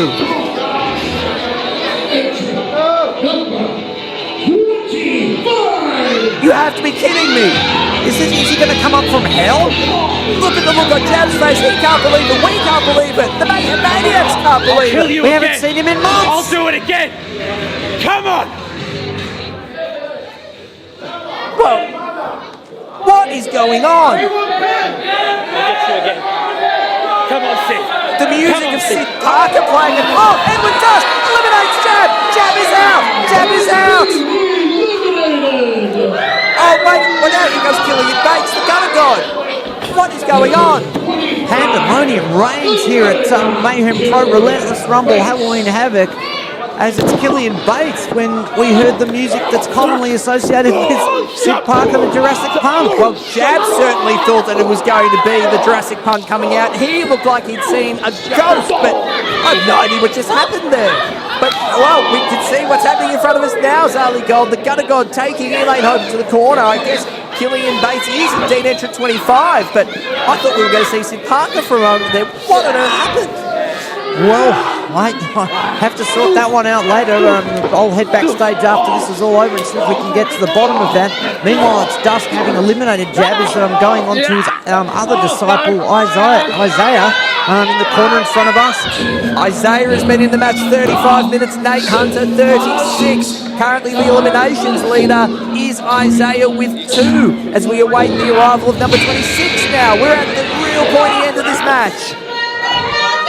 Oh, here we go, Zali, the Protector. 26.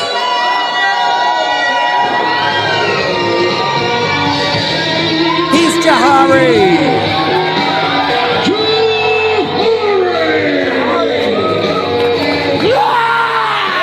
Jahari, since returning from injury, has been on an absolute tear. He is as determined as anyone to win this match. There is no way he's accepting that from Ben Barnett. No chance. Jahari's in it to win it. Oh, he's hitting the money. Oh my God. Oh, that's not a balanced diet. Oh, but Jahari, he's ready to go. Nate Hunter, he doesn't want to see any bit of Jahari. Wait a minute, what's Ben Barnett doing? Get out of here, Barnett. He's not in the match. And oh, whoa, what the hell? Oh, wait a minute. Some sort of spray onto Jahari. What the hell? What the hell, Ben? Jahari not making it into the ring. Blinded by... Can you smell that, Zali? I don't want to, but I can. Oh, that smells horrid. And Jahari, he can barely see. And Barnett dragging him back back up onto the stage. Jahari's meant to be entry number 26. What the hell is going on? Chaos in the later part of this Rumble as Barnett sends Jahari backstage. Well, what's happened to the 26th entrant? I think we've just got an answer. Oh, you've got to be kidding me. Oh, what a joke. Oh, you have got to be kidding. This can't be for real. Well, unless Mayhem management quickly approved that backstage, I don't know if that's legal. We're going to have to check the rule book on this, but, well, the odds have just spun a bit in the gambler's favour. Well, we've just heard the announcement for Shane Hero. It's official. Ben Barnett is in the Relentless Rumble, eliminating Jahari before he can even get in the match. And, well, now this has certainly thrown a bit of a spanner in the works for the betting markets. Ben Barnett is officially in the Relentless Rumble. My God, this has completely gone out of control. Absolutely. Late mail, so to speak, as Ben Barnett enters the Rumble and is at war with the Gutter God Killian Bates. Lochy and Elaine Hope working on Isaiah in the corner near us. And over in the far corner, it's Dusk and Nate Hunter, who I'll give credit again, still in this match. And we're well into the late stages. Gutter God misses with a big blow. Barnett going after the Gutter God. Only 4 more entrants to come in this match. Nate Hunter closing in on 40 minutes in this Relentless Rumble from position number 2. Isaiah at 38 minutes from position number 3. Well, entrant number 27, Charlie Gold. We're about to find out. Entrant number 27. Oh, look who's back. Ah, yes. So good to see him back. He's been on the mic with us at times in various ways. He is back. Country Chaos Kano is here and getting an outrageous reception as he's pretty close to his hometown of Ballarat. Oh, well, we got ourselves a little gift at ringside here. We have not seen Kano in months. This is his first outing in the ring. This is going to be interesting to see. Oh, what a big spear taking out the gambler. Well, I think that's just answered the question I was about to ask. Oh, and taking out Lochy. Kano looking as good as ever. And I think he's looking as big as ever. He's been hitting the gym while he's been on the rehab trail. Now taking out the Gutter God. He was incredibly determined. I followed his work on social media during the rehab. He wanted to be back in. Oh, and there goes the Gutter God. Kano, what an impact. He proved very quickly that he wants to be back into the mix of things, and he's right in there. Now slugging it out with the artist Lochy, and Lochy's partner Elaine Hope, who I'm working on Isaiah in the corner next to us, and where we're getting down to the pointy end, as they say. And Kano sending out the RTs. Lochy is out of here. Kano in fiery form on his return. Wow. Within the space of 1 minute, he's made 2 eliminations. We now find ourselves with Kano, Nate Hunter, Elaine Hope, Ben Barnett, Isaiah, and Edward Dusk as we await the arrival of entrant 28. Elaine Hope hanging on for grim death on the near side near us. Who's 28? Well, fresh off an intense victory against Happy Kai. Here's the Calamity, MJ Russo. He's finally put the Zen Nitrox era, the Happy Gas era, and Happy Kai behind him. Is tonight the Relentless Rumble going to mark the beginning of the new chapter for the Calamity? We're about to find out. Absolutely. Here he is as he makes a beeline in the ring, and he's going to go straight. No, he goes straight after Edward Dusk, and we have seen Edward Dusk and MJ Russo face off in intense action in a Mayhem Pro ring. Will we see them get around again? We will. Oh, a beeline made for Edward Dusk by MJ Russo, but look out, here comes Nate Hunter from behind. No friends, no enemies, it's just everyone for themselves in a rumble like this. Elaine Hope now going after Russo. And Russo... Oh, leveling her with a clothesline. Such strength from the Calamity. And now looking to send her out over the top rope. There goes Elaine Hope. No, she holds on. Incredible agility by Elaine. But look out. Claymore, and now Elaine Hope is out. Not third time lucky. The persistence paying off for MJ. Russo goes back after Dusk, of course, who he had a great match with recently, and we're getting down with lower numbers. Well, entrant number 29 about to make their way in the ring. Only 4 competitors left. One of these competitors could become a number 1 contender to a championship of their choice. Oh, great. We saw them make their debut at Guilty as Charged. There's Chloe St. James, which means only one thing. We're about to be graced with the presence of the Eshe. Although, where is he? Maybe it's Chloe who's making her entrance into the match. The Eshe is nowhere to be seen. Oh, wait a minute, look out. Chloe causing some distractions at ringside, but now here comes Tyson Reid, about to sneak and slither into the ring. As Ben Barnett inviting Chloe into the ring, he must think that she's entrant number 29. Oh my gosh, a running high knee, leveling the Gambler Ben Barnett. Tyson Reid making an impact immediately. There goes the Gambler. The gamble did not pay off.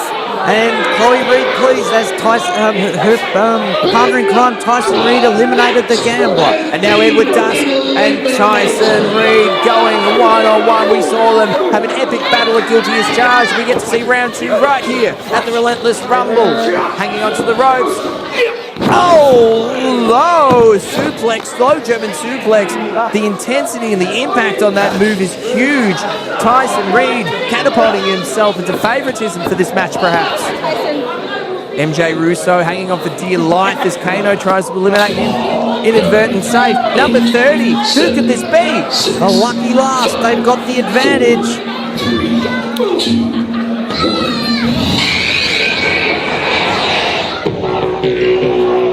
What? You've got to be kidding me! No way! Oh my God, it is! She can barely stand! Her head is wrapped from the bleeding! She can barely get down the ramp. Oh, but she is not giving up!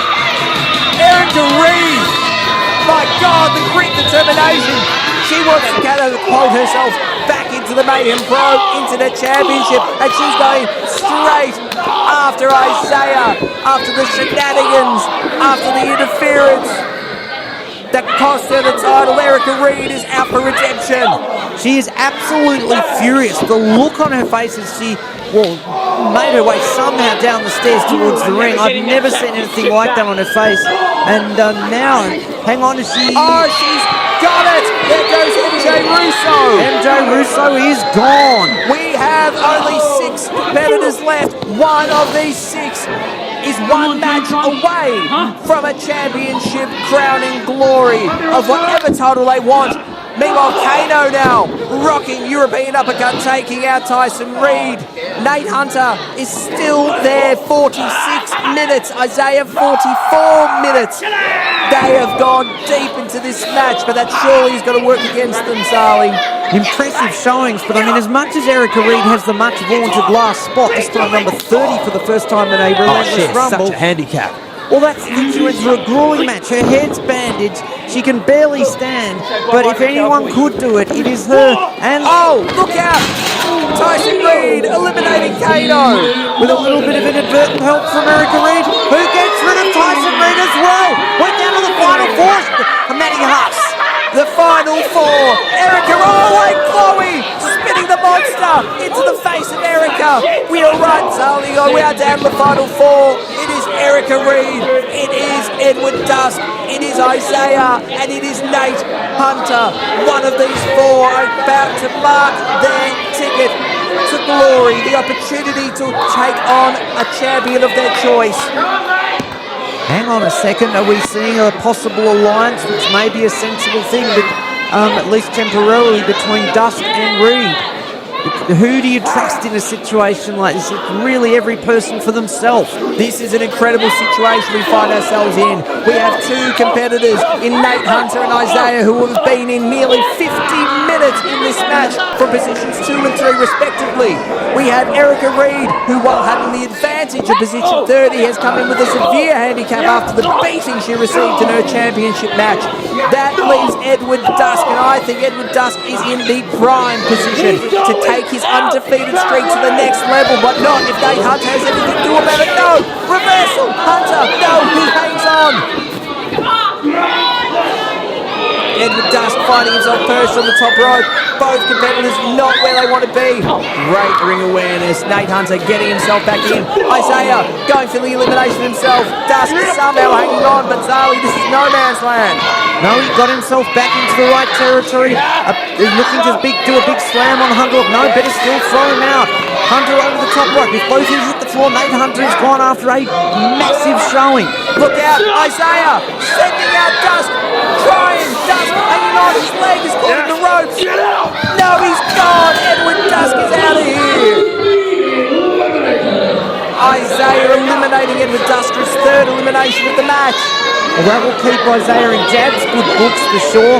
Now it's down to 3. Now, Erika Reid taunting, begging, and it's a stunner. How has she got the energy to do this? She wants that title back. She held it so proudly. Wait a minute, Nate Hunter sends Erika Reid over the top and she's gone. Oh my God! It won't be this time. We will not have Erika having another chance. We are down to the final 2, and it is entrant number 2 and entrant number 3. These men have both been in the match nearly 15 minutes, but look out, Isaiah from behind sends Hunter over the top. No, he hangs on. Unbelievable that these two have been in so long, and it's going to come down to barely a minute between them, which doesn't matter now, as they are desperately trying to hang in there. And Isaiah manages to get out of that no man's land that you mentioned. He's back in the ring. He lifts Nate Hunter up. This could be it. Tries to send him over the top rope. Nate Hunter manages to hold on. Rocking. Oh no, he's down. That's it. He's out of here.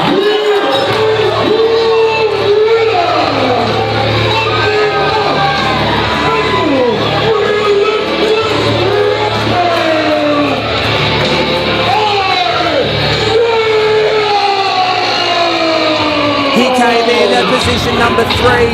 He lasted 48.5 minutes, eliminated 4 competitors along the way. Isaiah has done it. He has stamped his ticket to a title match of his choice, and one can't help but wonder, Zali Gold, how is this going to sit? Well, we're about to find out. Here comes Jab. Here comes Ezekiel. We talked about the third coming of the cycle. This isn't exactly as Jab would have planned, though.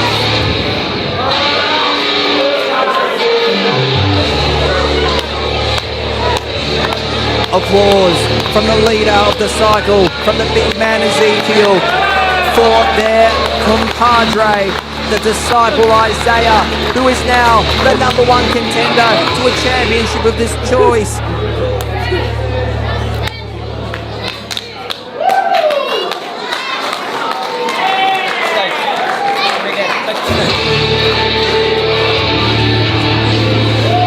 The cycle, well, will the cycle continue? Will the circle be unbroken as Jab and Ezekiel lead so that Isaiah can celebrate a hard-earned victory? Credit to Nate Hunter, though. He fought his insides out to hang in there that long.